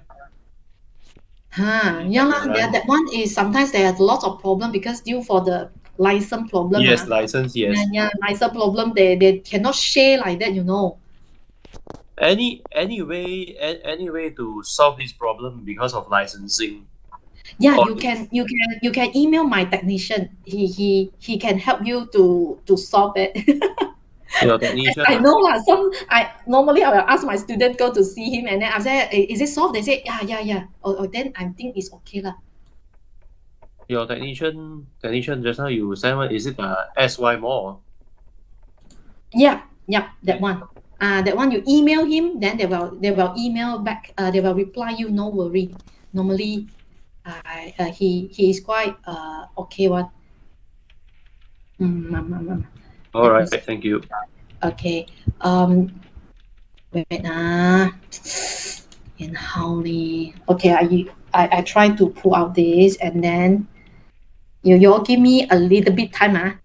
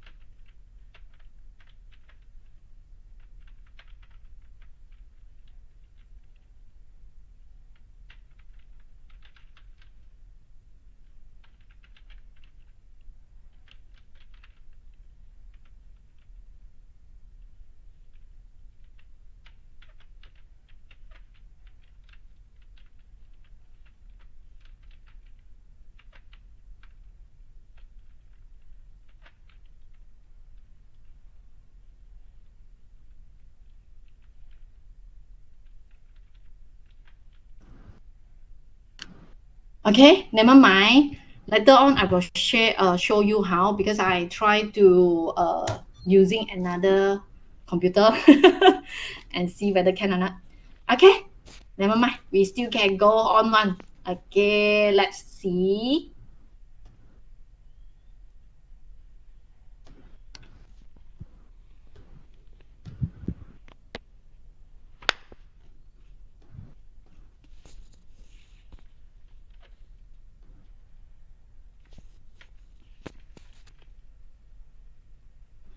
Okay, can you all see my screen, right? Share already. Yeah, share already. Okay, you can see here. Okay, you go for analyze, compare means for SPSS student. Compare mean, independent sample t-test. Independent sample t-test. Go for compare mean, independent t-test here. Okay, can you find out? Can you find? Can, right? Okay, after that, they will pop up this box, and you choose the quality of life score. Okay, some students, they will get this, all the label. Some students, they will get the name. So still remember, in here, either some students, they will get this column, okay, this column in here, okay. We can change one. Some students, they'll get this column, okay, in here. Can you see? Okay, for this box actually is here, the label. You can change it, no problem one. You just right click on the name here, then you can change it. You can change whether you want to show the label or not. If you don't want, because sometimes all QOL, we do not know what is that. QOL, we do not know what is that. So some researcher, they would prefer using the label quality of life. Okay, so it's up to you which one do you want to go on. After you click on the quality of life, you have to click on this arrow, then they will put inside here, or you double click. Okay, everyone can click, right? So I think has no problem for that. Okay, another one is grouping variable. Grouping variable means that what group do you want? So we for t-task we need 2 groups, right? So here your group must be only 2. If your accidentally, let's say accidentally, you put employment in the grouping here, then that is a problem already. Okay, so if you put here, there only, let's say there is 3 groups, but here they will restrict you doing 2 groups only, 2 groups. Either you have 1, 2, 3, right? So you can either choose 1 and 2, 2 and 3, 1 and 3. You cannot use 1, 2, 3 because for t-test is only 2. So that's why here for SPSS, they need you to define the group. Define the group. What group do you want? So if you put 3 group 1, you still can define. Sometimes it cannot run. Okay, for old version, I think it cannot. Okay, so it's restrict to 2 groups. So after the new versions SPSS, okay, if your group is 3 or 4 or 5, doesn't matter, they have this one, then you can define it, which group do you want to investigate. Okay, so here is 0 and 1. So you have to put in group 1 is 0, group 2 is 1. Okay, some students were asking me, can I put group 1 is 1, group 2 is 0? Some students were asking me this. Yes, definitely, yes, no problem one. Okay, group 1, group 2, which group do you want to go first and go later, then it's all right, no problem. Okay, you can try first. Okay, this is the result that you will have. Okay, try to get the result. Okay, for Minitab student, where's my Minitab?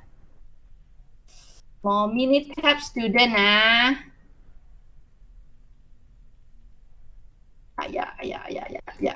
wait, for Minitab student, okay, here. Okay, Minitab student, if how to transfer the Excel file to Minitab, very easy. Just highlight in your Excel file, copy, and after that you click on the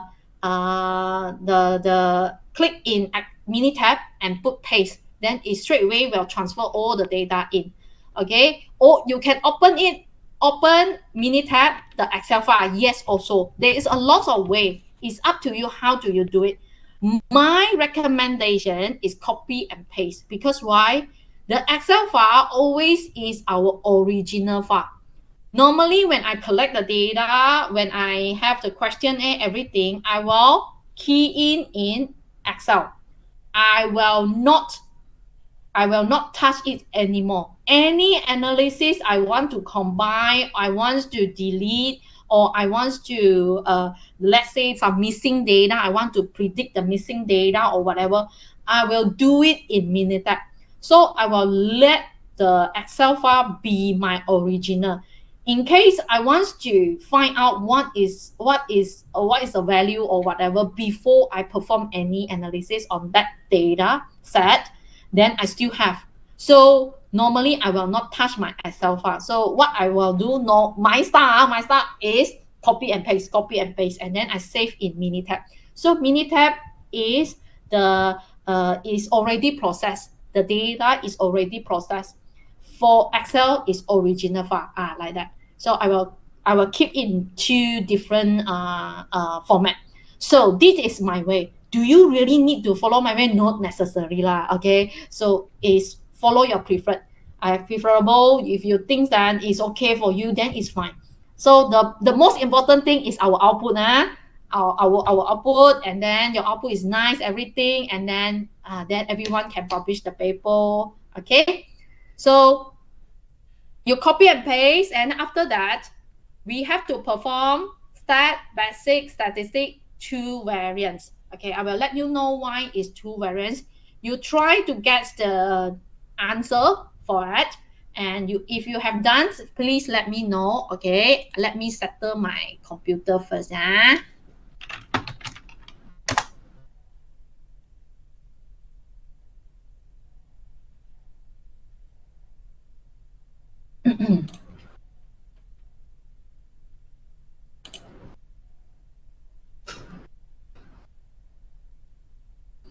Okay, try to get the output. Okay, later on I will show you how to do it. I'm so sorry for that because I have technical issue here. Okay, give me a little bit time.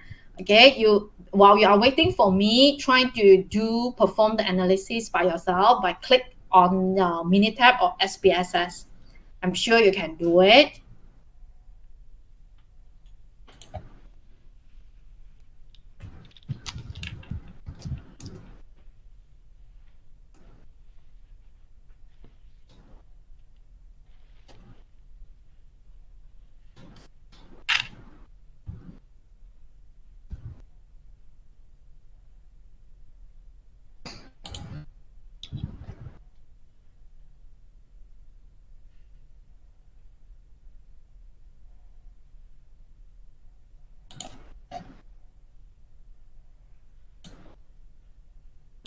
Okay, if you have done, let me know. Yeah. Try to.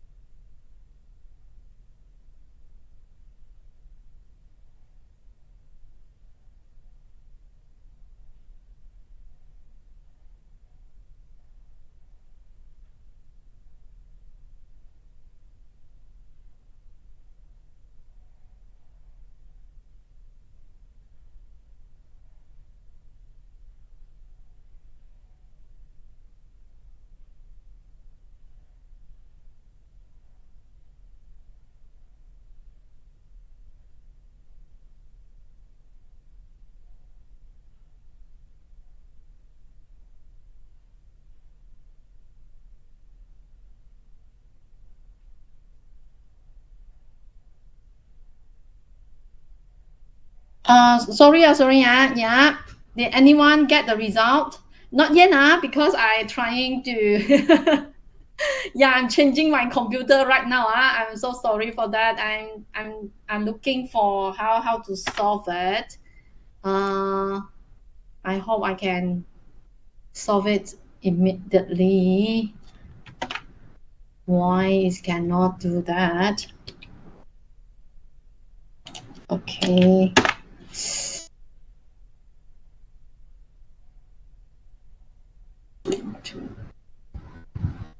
It is blocked something, I also not very sure what happened.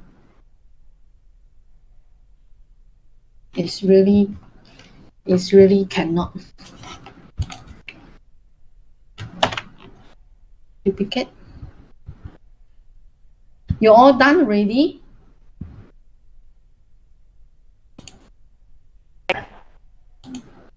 Yeah. Do you have any problem? Please do let me know. I try my best to help you all.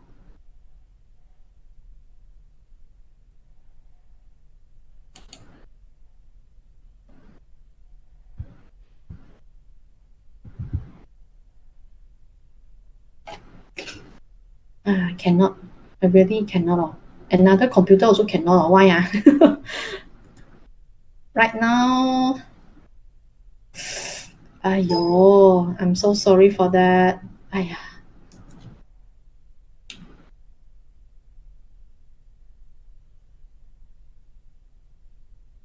One more minute, very fast. I try one more times. It cannot, then never mind, we continue, and then I let you all know what to do, and then you all try again, and we will discuss again when we meet next time.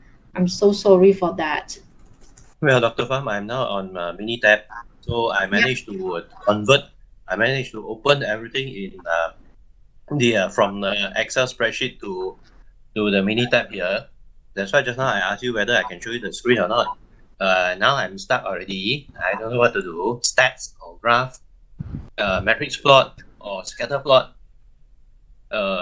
I'm not sure because I'm not good in statistics. I don't know anything about statistics. Okay, never mind. I help. I will help. No worry. Okay. Maybe I put here lah. Never mind. Give up this one already. Okay.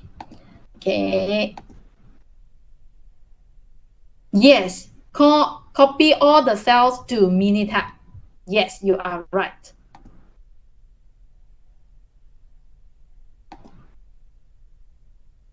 Copy all cells to the Minitab, and you can paste it. The name of the column you also can copy down from the Excel. Okay, and when you want to paste in your Minitab, you put at the column there. Then they will give you the caption already. You no need to like SPSS. You have to separate it like variable, data.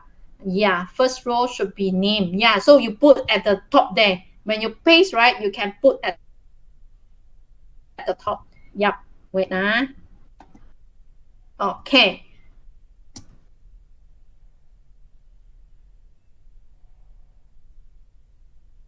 Doctor, can I open straight away from the Excel spreadsheet?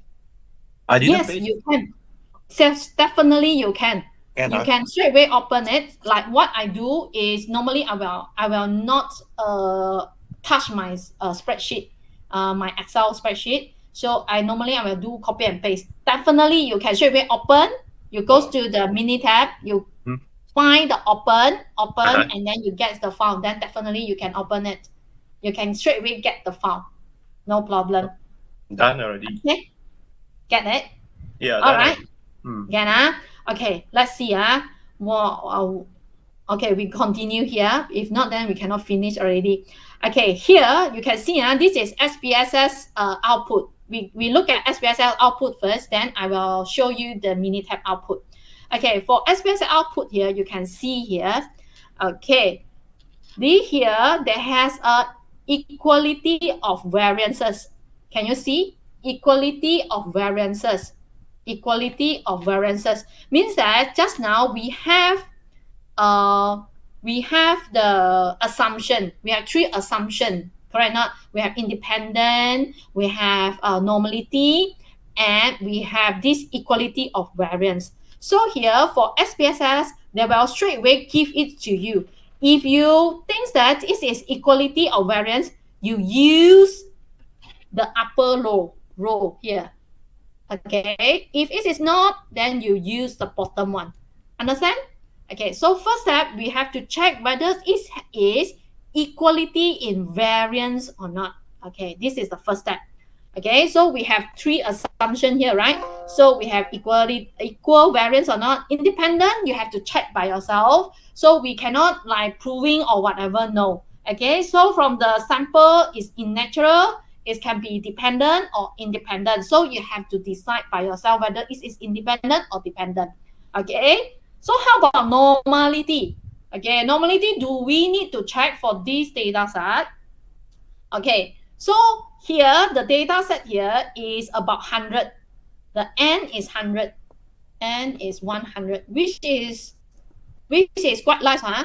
So in our statistical field, if the n, the sample size is more than 30, then we can consider it as large sample. Okay, when it is large sample, we have a theorem. It's called central limit theorem. Okay, this central limit theorem will have a very good performance if and only if you have large sample size. Can you see? They have large sample size. If you do not have large sample size, this central limit theorem will not sufficient. All right. So a lot of students are asking me, what is the last sample? How many just consider the last sample? Okay, here for statistician, we found that when the sample more than 30, okay, the central limit theorem will be sufficient. Sufficient means here it will be give you the same result, very consistent. It will be not sometimes say that it is normal, approximate to normal. Sometimes it say no, sometimes say yes, sometimes say no. We also do not know where is yes or no, isn't it? So we found that when the sample size more than 30 already, okay, then it would be normal distributed. It can be performed very well. Okay, what is central limit theorem here? Okay, he say no matter what is your distribution of your sample, can be like this, can be like this, can be like this, can be like this, can be very, very skewed, can be very, very not skewed, can be very, very flat or whatever. It's not normal. But somehow, when you choose the sample, this is your population. Your population, we do not know what is that. Maybe is very skewed, where maybe is not very skewed, but somehow is uniform. Okay, any distribution means that what is the shape of the values that you have. Okay, so here you must do for continuous. If not continuous data, how do you get this whole thing? This is measurement, correct? Not so. The first thing, the data must be continuous, no? So from the continuous here, we do not know what is the distribution of the data. Is it normal or not? We do not know. So here there is a theorem said that if your sample size is large, so how large is it? Okay, if more than 30, we can consider large. 30 is just a threshold. 30 is just a reference number. If you say that if 29, then how? Some students will say that I say much more than 30, is that 29? Okay, so if your sample size is 29, I will suggest you, if possible, okay, using a small sample size. Okay, you better you check the normality. No harm to check the normality. Okay, understand what I mean? Okay, here the sample distribution. Okay, this is your sample distribution. Means that we have the sample, right? We have two samples, sample 1 and sample 2.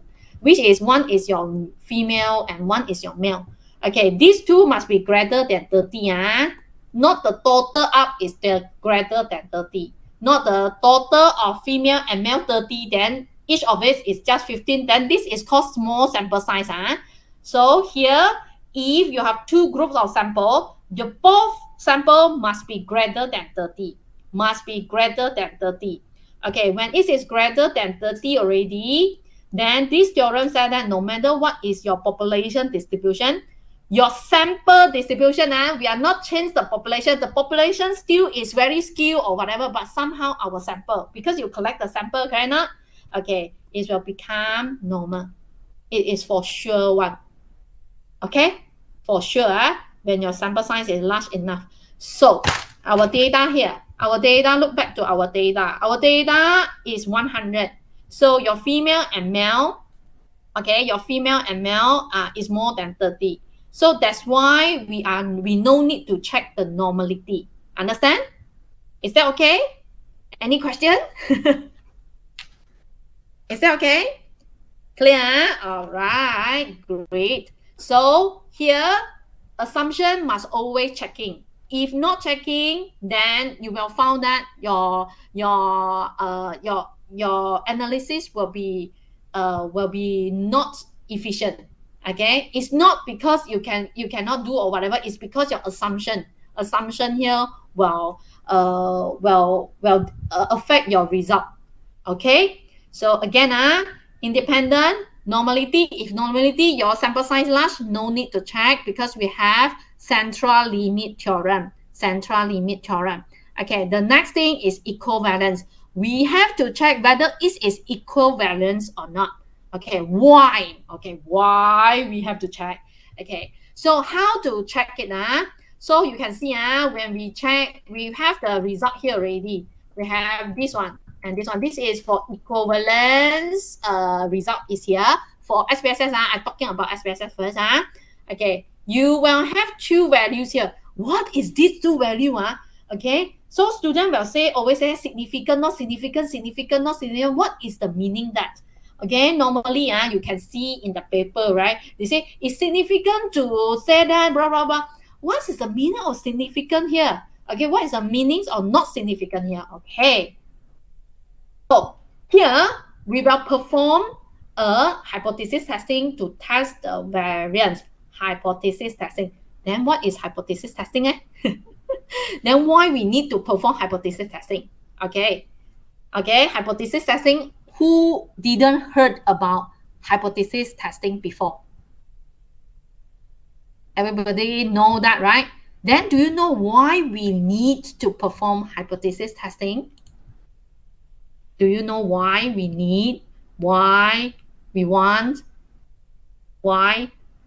Okay, here, hypothesis testing is actually we collect the sample. Okay, when this is your population. Okay, so we every time we will get population data. Like just now the handphone brand. Okay, for example, this example. Impossible. Is it the sample will reflect to our society, our population or not? Not necessary. What? For example, each of you all collect the sample. The data different. When the data different, okay, when the data different, everybody, the analysis definitely will different. Correct not? So some say yes, some say no. Okay, so let's say you're collecting the data, right? A lot of people using Samsung. Another researcher collecting the data. They found that a lot of people using Huawei. Then what to do? Then who is the right one? Or just now we have the example for the salary. Okay, so when you get the salary, we find the mean. Everybody mean will be also different, correct not? So your sample, you collect the sample and then you find the mean. Everybody can find the average and the mean, right? So when you find the mean, the data set is different. The mean different. So what to do? You cannot say that your sample is right, my sample is wrong, and then your value is right, then my value is wrong. It cannot like that, right? So normally, what we will do from population, we will do a sample, random sample, collect the data. first step, actually, we are doing descriptive statistic, means that we plot the graph and see what is the mean or whatever. Okay, so right now you already know what is the mean already for two group. Okay, we will do the inference statistic. Why we want to do the inference statistic is actually from the sample we want to see, is it really can reflect back what really happened in population or not. Okay, so how okay, which is estimation or hypothesis testing. Either you find confidence interval, or you perform the hypothesis testing.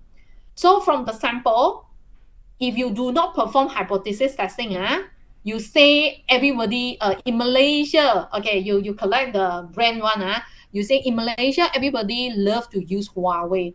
Then people will say, is it right? Is it correct or not? I'm not really love that brand of the smartphone. I prefer using Apple. I prefer using Oppo. Someone say that. So if you perform hypothesis testing, means that it's really happen, it's really in population. Understand? So here for equivalence for variance, so we collect the sample. So here we sampled first time, you found that it's equal. How about second time? Is really every time equal? Not necessary, because that is only sample. Is it really population is like that? We do not know. So we have to perform hypothesis testing. Is it okay? Everybody all right? And understand? Well, doctor, I have a question here to ask. Just now you showed me you showed everyone the mathematical formula. The mathematical formula. So I'm not sure whether what is the mathematical? Yeah, this one. One tail test, two tail test, and it says, doctor, Okay. I'm really confused here. Yeah. So that's why I don't know never all these. haven't go that one first. Okay, wait. Okay. So right now you must know what is the purpose we do the hypothesis testing already. Okay, everyone. Okay. So because Yeah. this is sample, everyone will have different value. So we must do inference statistic. Inference statistic here we have estimation, means estimation is confidence interval. Another one is hypothesis testing. Okay. So okay, everyone know already. Okay, in hypothesis testing, we have two things. One is null hypothesis and alternative hypothesis. Okay, here null hypothesis normally is H naught, and this one normally we name it as H1, null hypothesis or alternative hypothesis. Okay, for null hypothesis, we always assume it is true. It's really popular. We think that variable the variance in the populations is equal. So in is it like that or not? Okay, we do not know. Okay, that one we will put in alternative. In others way, some student will think that how to write the null and H1. Okay, very easy. For H naught, always with equal sign. Okay, always with equal sign, because we must be very confirm this is the value. You cannot say less than. When you put less than to H naught, means that there is a lot of number. There's a lot of number that we do not know which one is which. Okay, so it must have equal, at least that is it. Okay, must confirm that is one number must be in your H naught. So your H naught must have equal sign. But your H1 we can have not equal, we can have less than, we have can that greater than. So means that just now we're talking about the variance, right? Okay, we want to find equal variance. For alternative, it can be not equal, it can be less than, it can be greater than. Because when it is greater than, then it is not equal, not unequal variance already, correct? Not. So when you want to check for unequal variance, you can check for not equal, less than, or greater than. Okay, let's say you use one tail task. These two we call one tail only, because it's only left or right, one tail, left tail or right tail. So you have only one tail. So for this one, not equal, we can have two tail. Means that when you say not equal, it can be greater than or less than. So we have two tail here. Okay. So then you have to ask me, then how do I decide whether it's not equal or less than or greater than?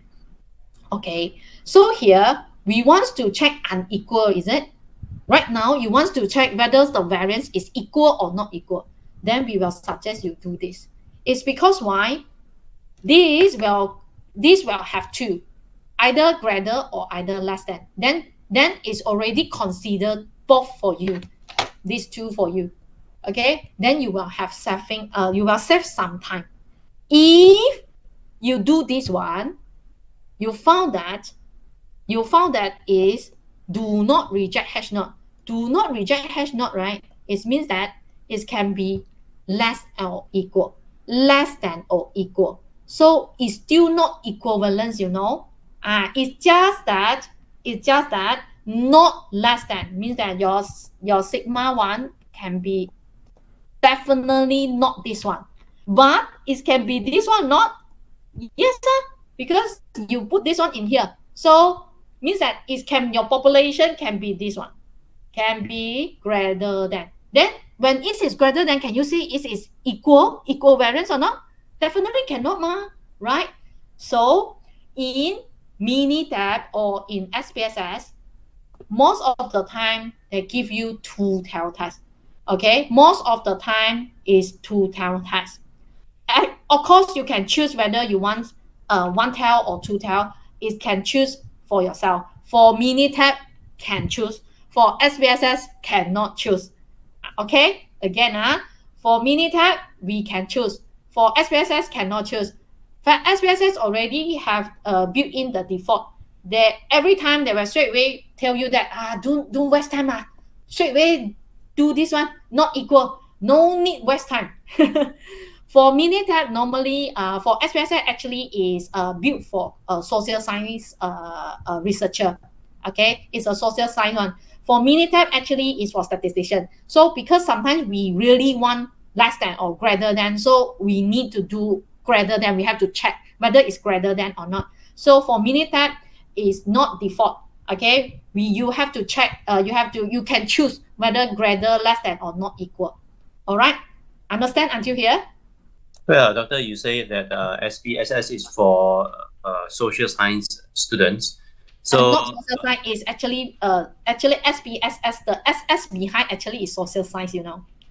Okay. The full name. So alternatively, can I use Minitab to replace SPSS? Sure, you can, but somehow there is a lot of things is manual, so you have to more step. So some researcher, they are not in statistic field. They do not love to use Minitab because they found that it's a little bit messy. The step will be more lah. You have to more step of that. Like SPSS is just one click you can get everything, but Minitab you need two steps. Oh, I see. No, but because just now you explained to me the sigma and all these things. I couldn't understand, you know. Never mind. Later. I will. That no problem. So until here, you understand already or not, everyone? Okay, thank you. Okay, next one. Okay, so for Minitab, you go for basic variance, basic statistic. You go for variance when you already have the data, and you key in here. So here for Minitab, you are not like SPSS. QOL is what you forget already, then you forget. You do not know what is quality of line. Is it that one? Then because we do the short form here, unless you do something like the name, you need to put the full name or how. Okay, then you can remember that.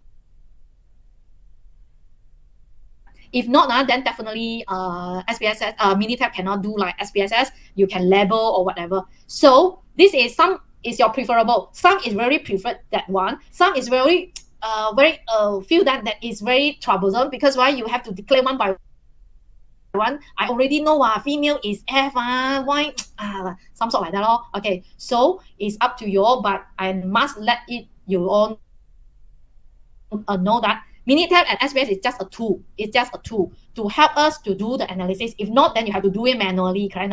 So here, try to adapt the tool that you want to use it. Okay, that's all. Okay, so it's one this way. Okay, fine. We try to adapt it, and then maybe you try to write down the name or whatever in somewhere in your book or in your notes or somewhere in the document in your computer. It's up to you. Okay, here until here, all right? So you can see SBS Minitab, we have to check two variants first. Two variants. We cannot straight away perform the analysis. We have to check the variance whether is equal or not. So you have to go to check whether two variants here.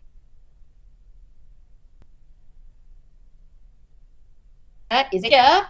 This is the result. They will give you a lot. They will the Minitab. They will give you when you click already. This result is the only we want. It's at the bottom there. At the bottom, you can see here. So everyone can get it. After you try SPSS, I hope you also try Minitab. Okay. So someday your SPSS license is up already, then you can try. So no harm to learn more a tool that you can have or whatever, because sometimes some analysis maybe you are not use that for our mathematician statistic field here. Some we found that Minitab will be useful, and some will be SPSS will be easier like that. So both our student can use they can use it. So if you feel that SPSS you prefer SPSS, you still can stick with SPSS. If you think that Minitab will be another option, you can learn also, no problem. Okay, you can see here both answer will give you the same, although you use SPSS or you use Minitab. So for Minitab here, they will give you extra is the graph here. So actually you can see from the graph here, we want to check the equivalence. Variance actually is the spread of the data. The spread of the data. So your data like this to this, and then another one like this to this. So actually, are they the same or not? The spread of the data, you can see almost the same. You can see almost the same from here to here. The data almost the same. Definitely we cannot get exactly same okay, because this is sample correct? Not everyone the sample will be different. So here we see the spread of the data for these two groups will be the same or not same. That is very important. So since you can see here what we will do the confidence how to judge whether it's same or not same, not only from the graph, because graph is just a guideline, because here graph is only for this sample. So sometimes for the other sample, is it like that or not? We do not know. Okay, so sometimes is one sample is it's very difficult to say is it same. So for example, this one you can say do you think it's same equivariance? We do not know. Okay, because this is sample. Maybe next sample you can get it. Maybe we do not know. Okay, so from hypothesis testing, we will know whether in population is it equivariance or not. Okay, how? We will look at p-value. P-value. Oh, then student will ask, what is p-value? Okay, so you can see for SPSS and Minitab, the value is about the same. It's not exactly the same, but it's 0.116, and here is 0.116, here is 0.119. Okay, because they this one 11s, they use the 11s here. So because the calculation, because of the decimal place, so that there will be a little bit different, a little bit only, but somehow most of the time we will have the similar decision. It will be not like one is reject, one is do not reject. We will seldom to get that.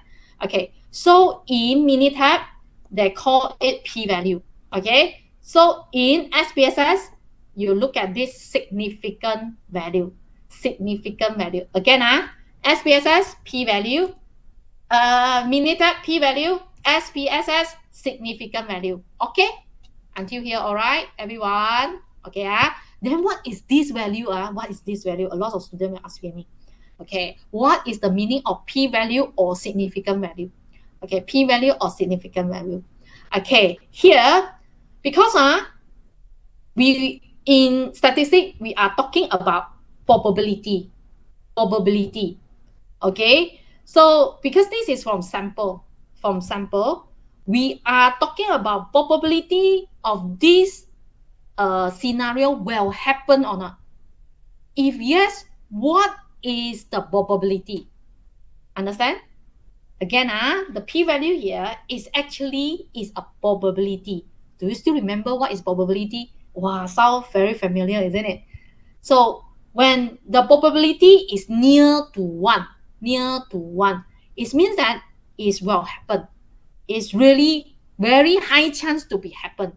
Okay, if your probability near to 0, means that it's very high chance it will not happen. Okay, is that all right? Okay, understand? So what is the p-value in the graph here? If you are doing for one tail test, it will be in right side.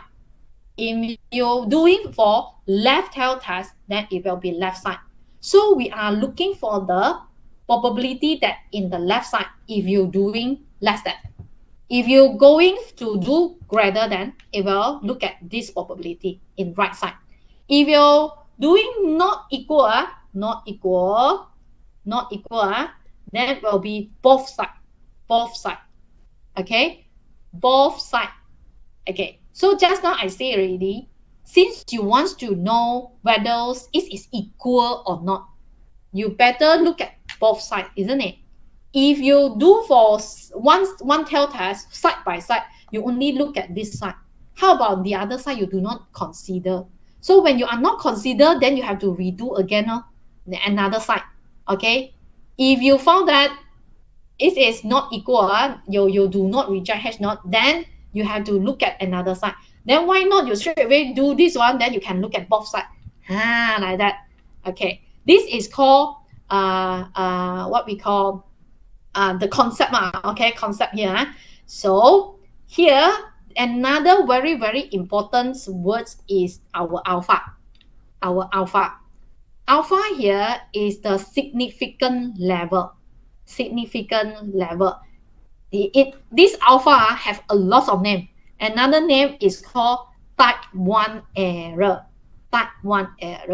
Okay, why we have this type 1 error? Okay, still remember just now I talked to you about this one. Okay, so our hypothesis testing here is for what? Is to predict back what will happen in population from our sample. Correct not? Our sample, everyone gets different sample. We will get different value. Okay, so here how we related back to our populations is by using hypothesis testing.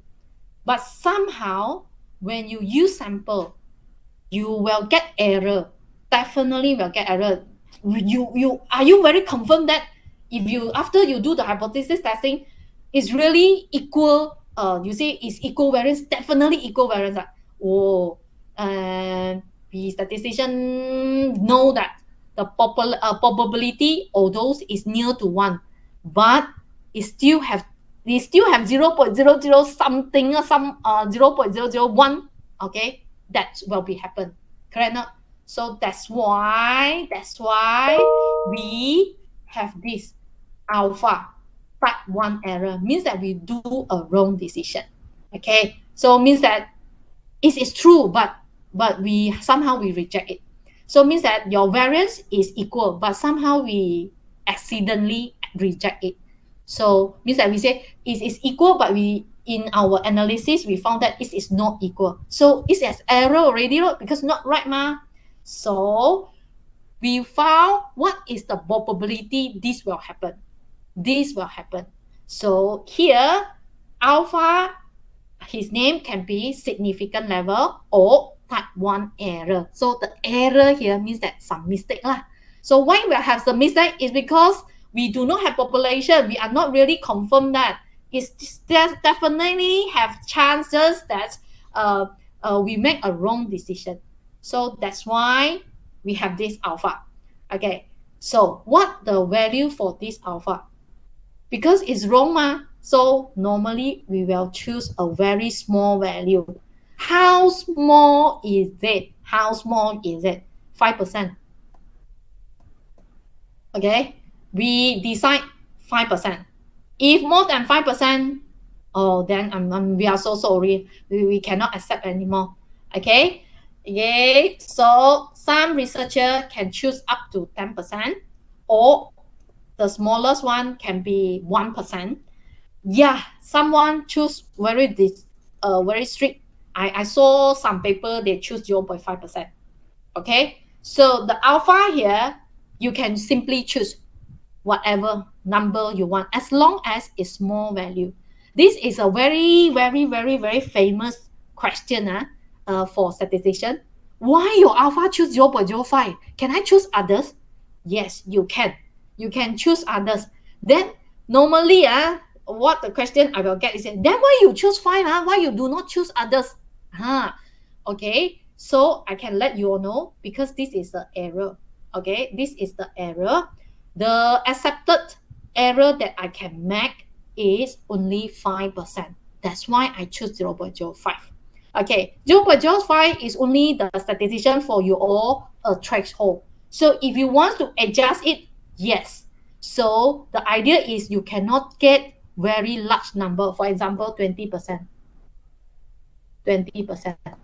20% is very large, Means that you 100, you have 100 people, you have 20, let's say you give the medicine or whatever, 20 is error. You see, there is a lot, in medical field. So it depends to your field how large is it, but it's definitely cannot a large number.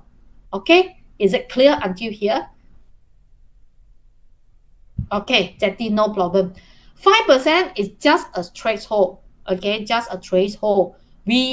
Let's say because the alpha is an error, we cannot have a large number. For example, 20, 50, definitely cannot already. Okay, but somehow what number you can accept it? Okay, 5% would be a good one, because it's like for us, because we do a lot of research already, we found that 5% is the everyone can accept. Everyone can accept, no matter you are which field. So we use 5% would be good. If I put 10%, 10% if I put in medical field, right? I not think so medical officer will happy with that, because 10% error, 100 you have 10 is wrong. If the people die already, 10 people die, you think that is very serious or not? It's very seriously, correct not? So for medical, sometimes they will go for 1%. Okay, so for the others field, right, like engineering, social science, okay, forever, 5%, everybody feel comfortable. So that's why statistician suggest 5% for our alpha, the error term. Is that okay? Understand? Okay, can So here you must understand that definitely will make error. Okay, so here we statistician is very lenient. Okay, we are not like pure max people, like 1 plus 1 must equal 2, not equal 2 then give you wrong. Oh, here no. Okay, we say is it A student say reject, oh okay, no problem. B student say do not reject, okay, no problem. Like that. This is statistician. Okay, because we are predict something we do not know. Really, is it equal or not? We do not know. At least you really go to prove it, correct not? So, but is it really important to have that things or not? No, because we perform this all thing is because it is just a guideline to help you to do some decision. So, for example, the COVID case. So we found that it's 10 going up already. Then we just give a decision that, okay, everybody put on mask, stay at home. This is the decision. So is it the increasing and very high or whatever? Is it very important? At that time, not important already. The important thing is the decision, correct? Not the value, the one or two different of the value. Do you think very important to change your decision? Is no. It still will be the same decision. Yeah. Why people don't just use very low error in case 1% you say very low error is good, right? Okay, when you have very low level, right, your confidence in the world will be high. Means that how to say it will be, your value will be a lot. When you say when it's like how to say okay, I give you this one. Okay, so when we have the alpha already 0.05, okay, let's say your alpha p-value is less than your alpha, we will reject our H naught. Means that reject H naught means that just now our H naught is alpha 1 equals to alpha 2, isn't it? Alpha 1 equals to alpha 2. So it means that you said this is not right. Alpha 1 is not equals to alpha 2. This sample has no equal variance. If you found that it's greater than alpha, then we will say that, oh, alpha 1 equals to alpha 2. So this is called do not reject H naught. Okay, so JT asking, if we change to 1%. Okay, you change to 1% is here. Your alpha become here. Okay, what happened to this one? You choose 5%, just now you reject H naught.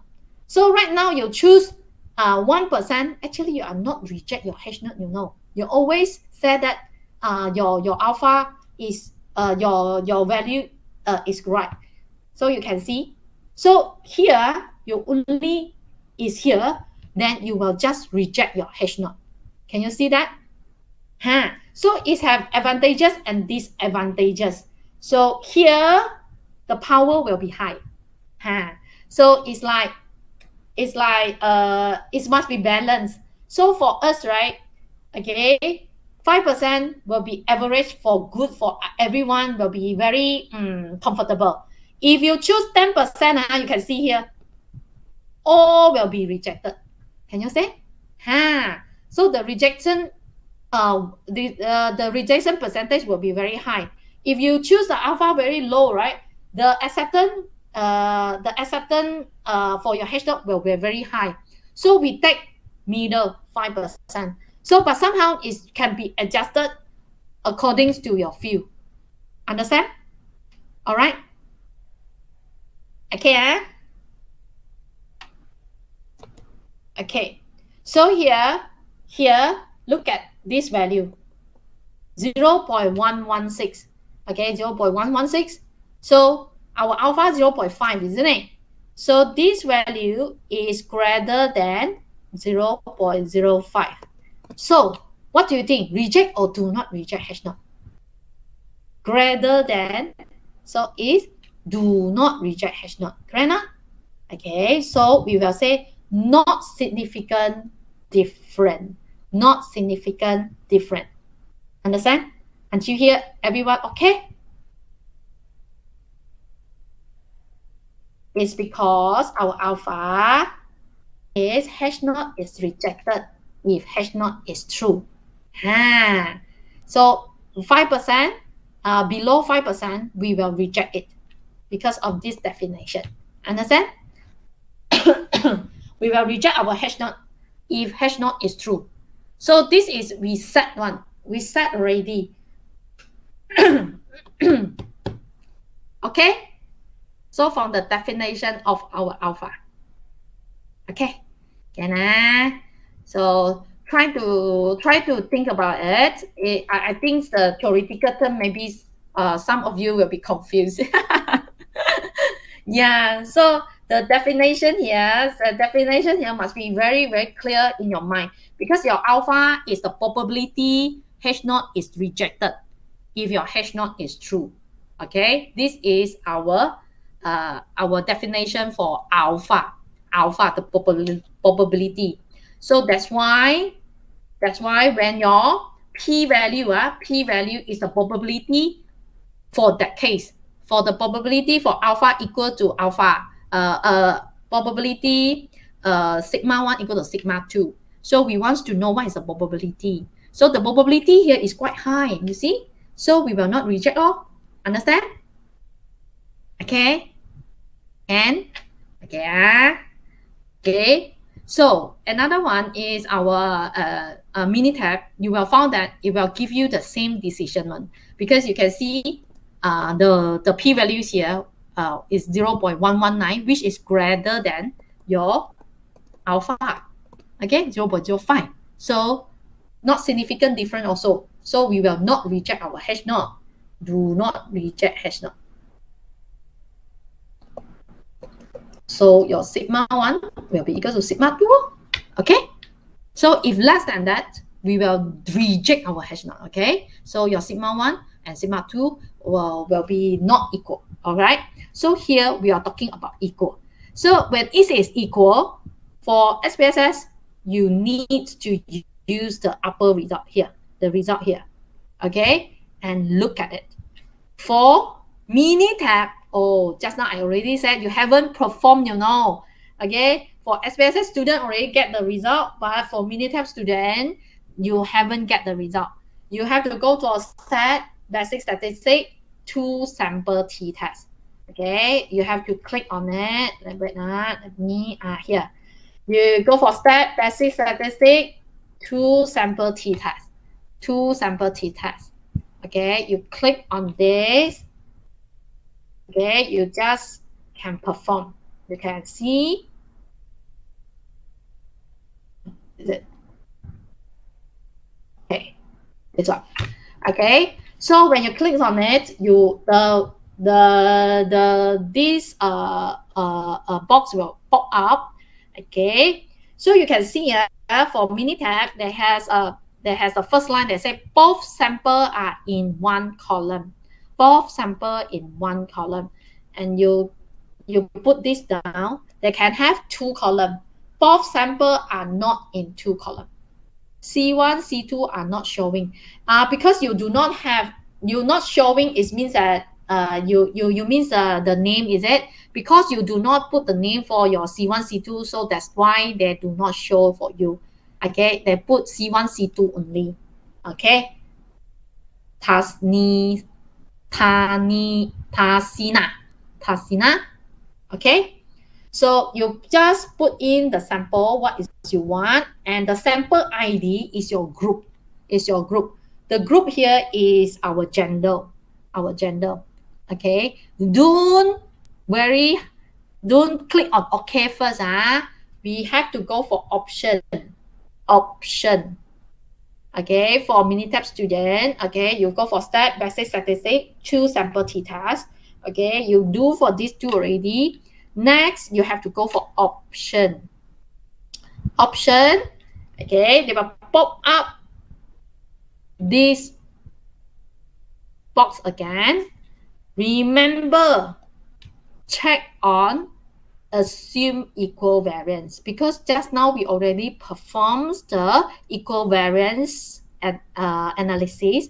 We found that it is equal variance because we cannot have a significant difference, right, of the variance. So that's why we have to check it here. Is that all right? Then you click OK, then you will get this result. Everyone can get it. Any problem? You will find that the p-value will be same with your SPSS value. SPSS value here. Now, SPSS, the significant value is 0.084. So in SPSS, all the hypothesis testing is 2-tail test. It will be not 1-tail or left tail or right tail. All are 2-tail. If you want to perform 1-tail test, you have to adjust by yourself. Okay, you have to adjust by yourself. Okay, we have to adjust a little bit from our calculation. You have to calculate a little bit. So, but for somehow in Minitab, then it's no. Then we can choose by ourselves. You can see alternative hypothesis. You click on here. There can be different, can be one tail, can be two tail. You can choose for it. So for SPSS and Minitab, it has their own advantages. Okay, so it's up to you which one you want to use it. For me, both are okay. It's just a tool. Is you yourself must know what do you want to perform, and then you ask the Minitab or SPSS to help you to perform the analysis. Is that okay? Until here, everybody can get the result. Okay? So this is Minitab result. All right? Can? Okay, no problem, man. Great. Okay, so here, this is the concept here. Okay, so you see, when we compare two things, why we use the mean? Because we want to compare, right? Like just now, we want to compare the salary. Why we use the mean to compare the salary? To say that female is higher or male is higher salary. How to do that? Okay, so here normality would be the normality assumption is very important. It's because mean if mean mod median will be in the same line, okay, mean mod median, if it is normal curve, right, mean mod and median will be in the same point. Your mean and median and mod will be in the same point. Okay, so for when we want to compare whether it is higher or not higher, we talking about average, correct? Not average. Everyone is higher than female will be higher than male, or average for female for male will be highest than female. Then we will know that okay, what is the decision next, correct? Not, or maybe you say you want to increase the female salary or whatever. Okay, then it's all right. So here we will look at the mean. So of course now here we can do equal, not equal, greater or less than. So it's up to you whether you want to check greater or less than. Let's say you already think that you want to give a statement that female has a lower salary than male. You want to give this statement, you cannot only collect some sample and then you do comparison and then you say, oh yeah, a female is cannot, like let's say you compare with one of the female, your colleague female, then you say, oh, it's not fair, female salary is lower. You cannot do so because there is only one sample. So how about population? Is it like that? We do not know. So you have to perform the hypothesis testing, then we just know that. So this is the way we do it, no? Okay. So why the sigma is very, very important here? It's because when the sigma equal, the test statistic different. Okay, the test statistic different. We found that if it is equal variance, we can have a pool standard deviation. So we can reduce the error. Still remember just now we have the error, correct? Not? So we can reduce the error. So we don't want the alpha, right? The alpha is the probability. Alpha is just a threshold. So the p-value that we calculate, right, will have not so large not very large the error. Okay, so we can reduce it. So for sigma equal and not equal, very important. So you can see if not equal, we will use another test statistic. Of course, this is we do a lot of experiment already, then we just come out with this test statistic. It's not simply to write it down. Okay, so here we found that it is, you can see 0.84, 0.084. So it's still greater than 0.05. Okay, so we can say that it is not significant at this level. The alpha is 0.05. So in your paper, right, alpha is always a threshold for us, a reference number, a reference value for us to know that why you say this statement. So when you say this statement, when you say your alpha is 20%, right? Oh, then we were thinking, is it right or not? Okay, if you say that the alpha is 5%, then everybody, okay, certified. Okay. Do you get what I mean? So like, let's say you say there are no significant difference between the quality of life between male and female. But when we look at your alpha value, right, it is very high, then we were thinking that, is it really we can say so? Like that. Okay, so Minitab result will be the tally with your SPSS. No worry that so impossible you using SPSS and you use Minitab, it will give you a different one. Impossible. Definitely it will give you the same one. Actually, I would like to give you a task one, which is the reading test score for slow learner. If you're using SPSS, then you can keep going using SPSS. If you're using Minitab, then you're using Minitab. Okay, no problem for that. Okay, this is the data.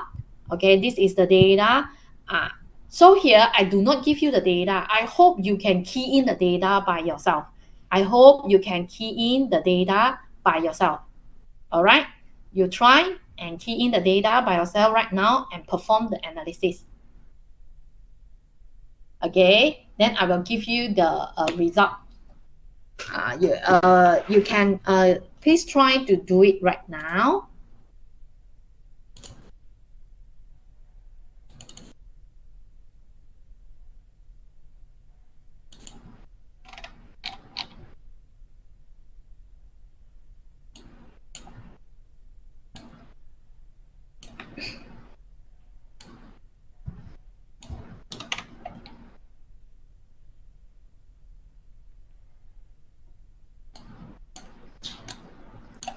I give you a few minutes to do it. Okay.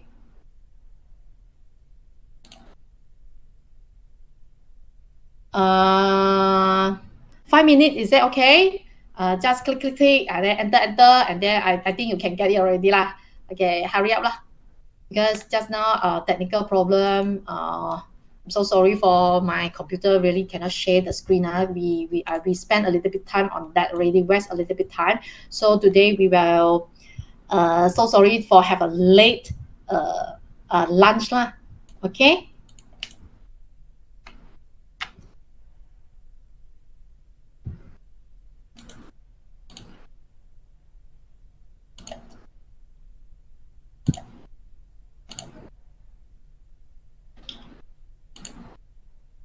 Five minutes, yeah.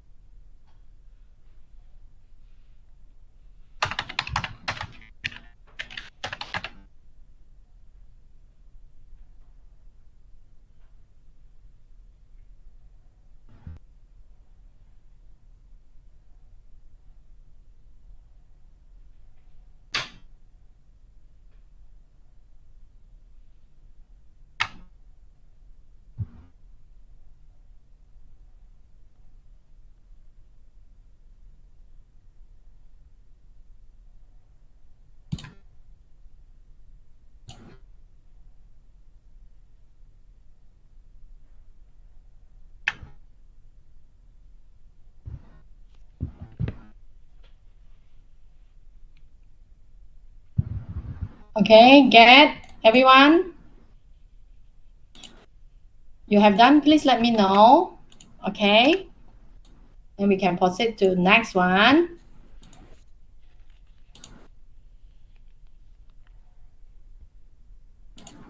You try what we have you have learned just now. Try your best.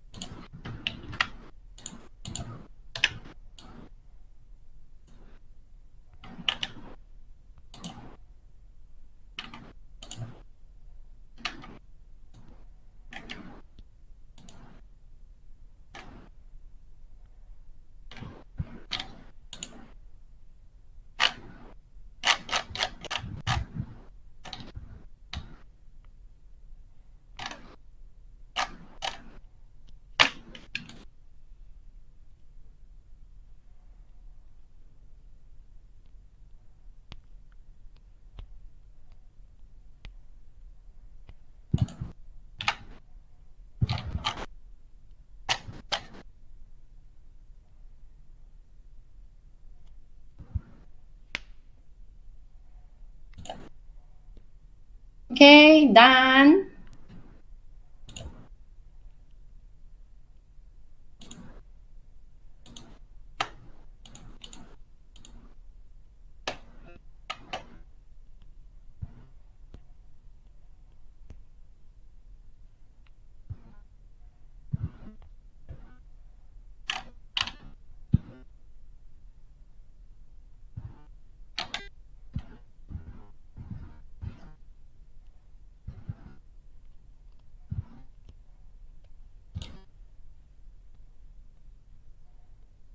Okay, get it?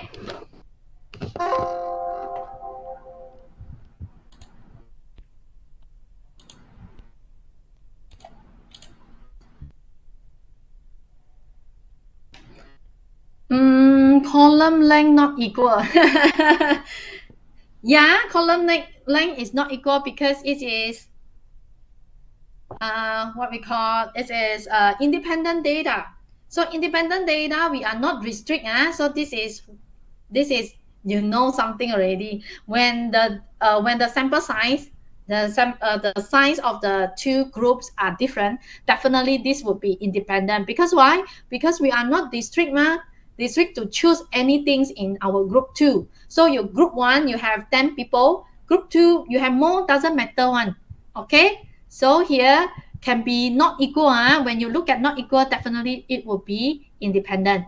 Okay, so another one, is it okay two lines are not in the same length? For Minitab, yes. For SPSS, no. For SPSS, you have to put in the same length. For SPSS, must put in the same column, not same length. SPSS, it must be in the same column.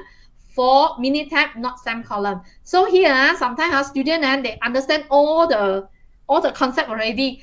And for the first step, they do not know how to key in the data. That is the sometimes that is the problem. So this is they have to learn today also. Okay.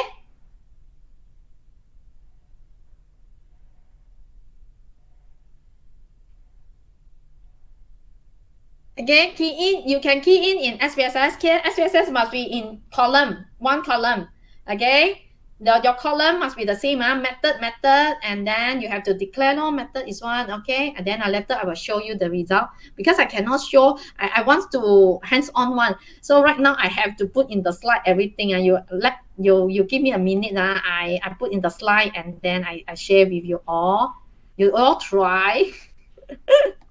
So this is the problem. Then I found that students sometimes, right, they cannot how to say the first step already is cannot perform, is the key in the data. Everyone can click, no problem, right? Not everyone can click. just only the first step is cannot, it's stuck already, you cannot do. Sometimes actually you all after the workshop, I really hope that you all can try lah. I think I'm making mistake with keying in the data. Why? What's the problem? You cannot why you say so? Tasina, why you say so? Why you say so? How do you know you're making a mistake? Data showing error. Can I know what error do you have? You are using a Minitab or SPSS?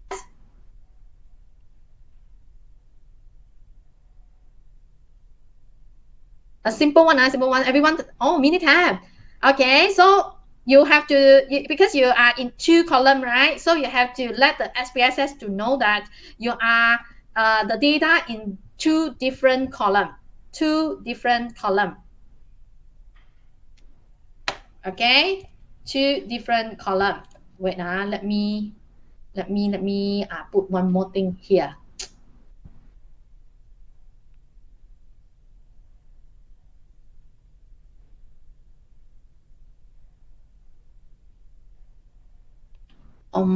Wait, you have to let the SPS Minitab to know that it will be in different column. If you wait, let me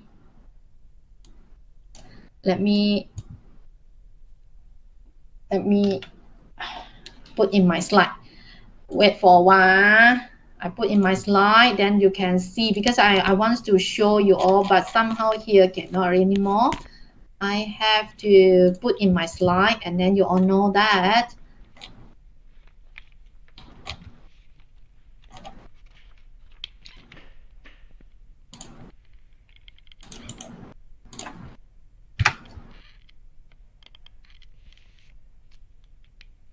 Wait, I put here not clear. 1 minute. Very fast one.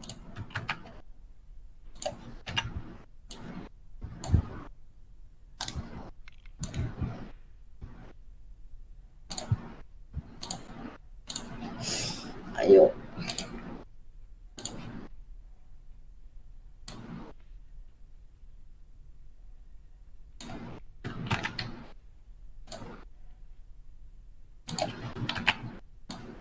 One more minute. I know you're all hungry already, but 1 more minute. I'm so sorry for that. I'm not very sure what happened to my computer. Very upset. I think it's time to change a new one.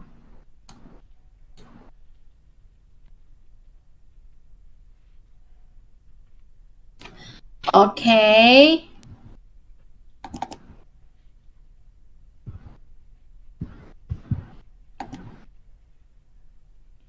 Okay, everyone can get the result. You all try or not?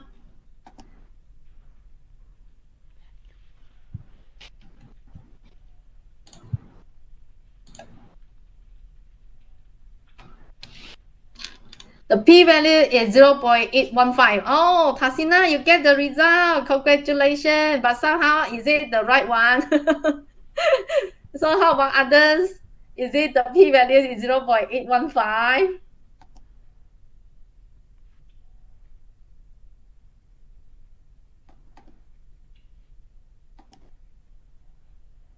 Anyone get the others result, or everyone get the same result, 0.815?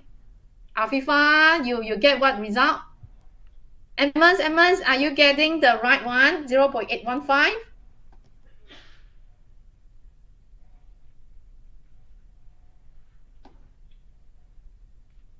Okay. Yeah, all right. Then let's see. Let me share my screen. Let's go. Where is it?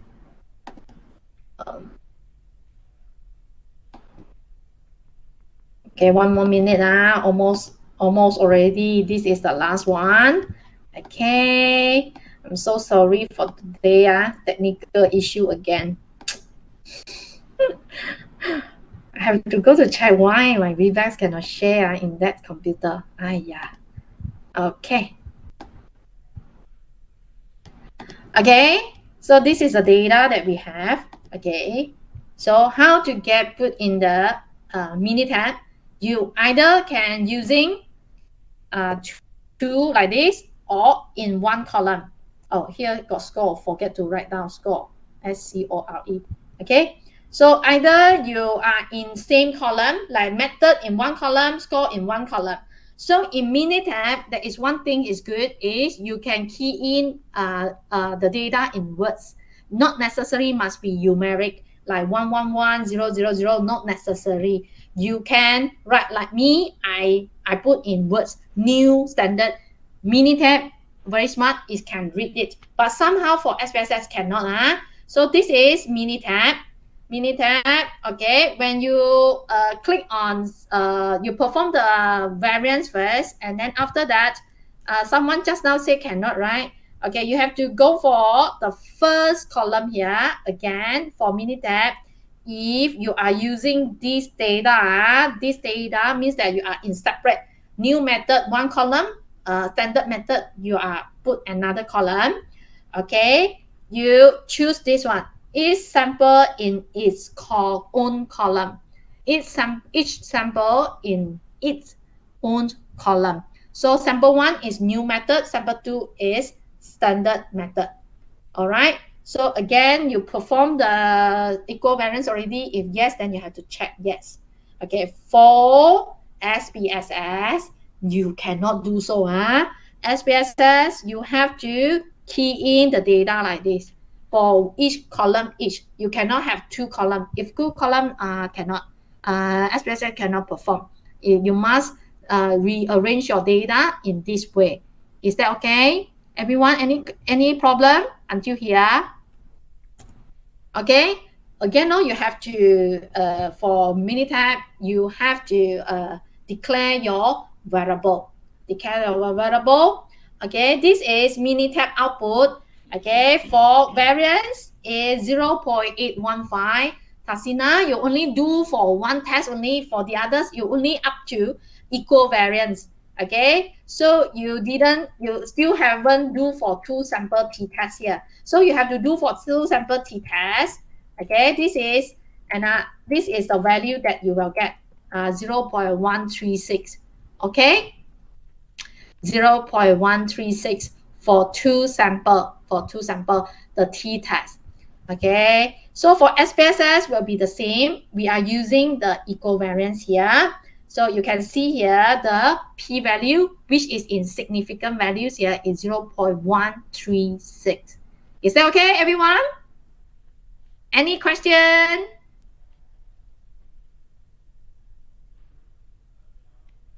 Hello? Okay, yeah, Sabah, any question? Okay, Yes, ma'am. We can take the significance value at 0.96, or we can take in a result as significance value as two-tailed 0.13. Because this is this one is equivalence. So equivalence here, we will need to know whether this is equivalence or not. So here, we look at this one, 0.967, which is greater than 0.05. So means that your alpha is 0.05. 0.967 is false here. So this region is do not reject H0. Means that your H0 is true. Your H0 is sigma 1 equal to sigma 2. So this one correct lor. So when this is correct, then we are using upper one. If less than 0.05, then we will use the bottom one. The bottom one means that it is not equal. All right, understand? Okay. Thank you. Oh, Tasnisa, we have to perform this basic statistic two sample t-test. Okay, you click on it. You click basic statistic two sample t. Okay, you click on it already. Okay, because your data in the separate column, right? So you click on this down button. Okay, choose what already? Choose each sample in its own column. Okay, then you key in that. If you are using the same column, then you say put same column. No? Don't forget to check to put this one, the check, click on assume equal variance is because we already done the hypothesis that the variance is equal. So must tick. If not tick, then the p-value will be a little bit different. All right. Okay. Until here, any question? Okay. So here, all right. Here, no problem. Okay. So the thing is, we have to check the normality for this case. Because why? Because the sample size is too small. We cannot apply the central limit theorem. The example just now is because our M1, and 2 is large enough, is more than 30. So that's why we no need to check normality. But somehow for this data, it's only very small, isn't it? It's 10 only, you see? 10. So normality have to need to check the normality. If not, then it may be the t-test may not perform well. Okay, we may do the wrong decision. Yeah, Tasnisa, the answer is right. How can one import from Please, how can one import data from Excel sheet? Okay, if you cannot do the import the Excel sheet, you just copy and paste first. Okay, next time I will make sure. This is my first time my monitor cannot share. I think it's because my Webex is outdated already for my that computer. So I haven't updated it yet. So that's why I cannot share anymore. So it is take up something already. I need to reinstall my Webex and update it. Okay, so I will show you, but somehow right now you try to copy and paste to Minitab. Josh, is it okay? Can then I will let you know next time when we meet. Okay, so 0.136. Tasina, you are right. Yeah, you are great.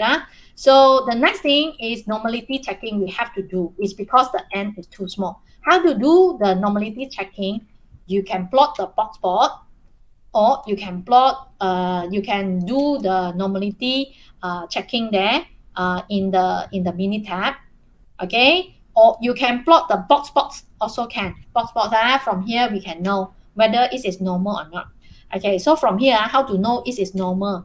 So in box plots, we can check is the symmetrical of the data. So for normality, you can see a normal curve is always symmetry.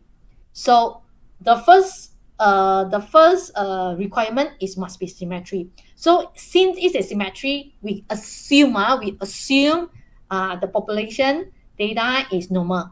Okay, so the normality, we will assume that the normality is fulfilled. Okay, so from here you can see the box here, right? Okay, this is the median. Okay, so if it is normal curve, right, median and mean and mode will be in the same place. So it will be a little bit slight, but it's okay because this is sample and the sample is very small, isn't it? So very, very small, definitely we cannot see well. So for this one also, you can see the tail and like this, then it's okay. We are not really one very, very symmetrical, no. So if your box is like this, this is not symmetrical anymore because you have a long tail like this. So this is not symmetrical. Okay, so for this one, this is just a guideline how we check the normality from box, and you can do for normality checking. Okay, no problem. Okay, also you can use a histogram. Okay, so the last one would be our interpret the data. So how to interpret the data? So you get everything already, right? So this is the example lah. This is the example, a simple one. So definitely, if you in your field, I believe you can interpret by yourself. How is it? This is just an example. So with a confidence coefficient equals to 0.95, okay, means that our error is 0.05. So 100 minus 0.05, then is 0.95. No? So this is what we confident.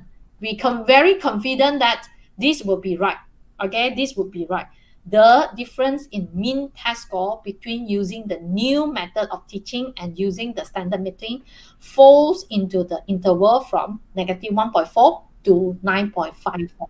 In other words, we estimate within the mean score for new method to be anywhere from 1.4 points less than to 0.54 points more than.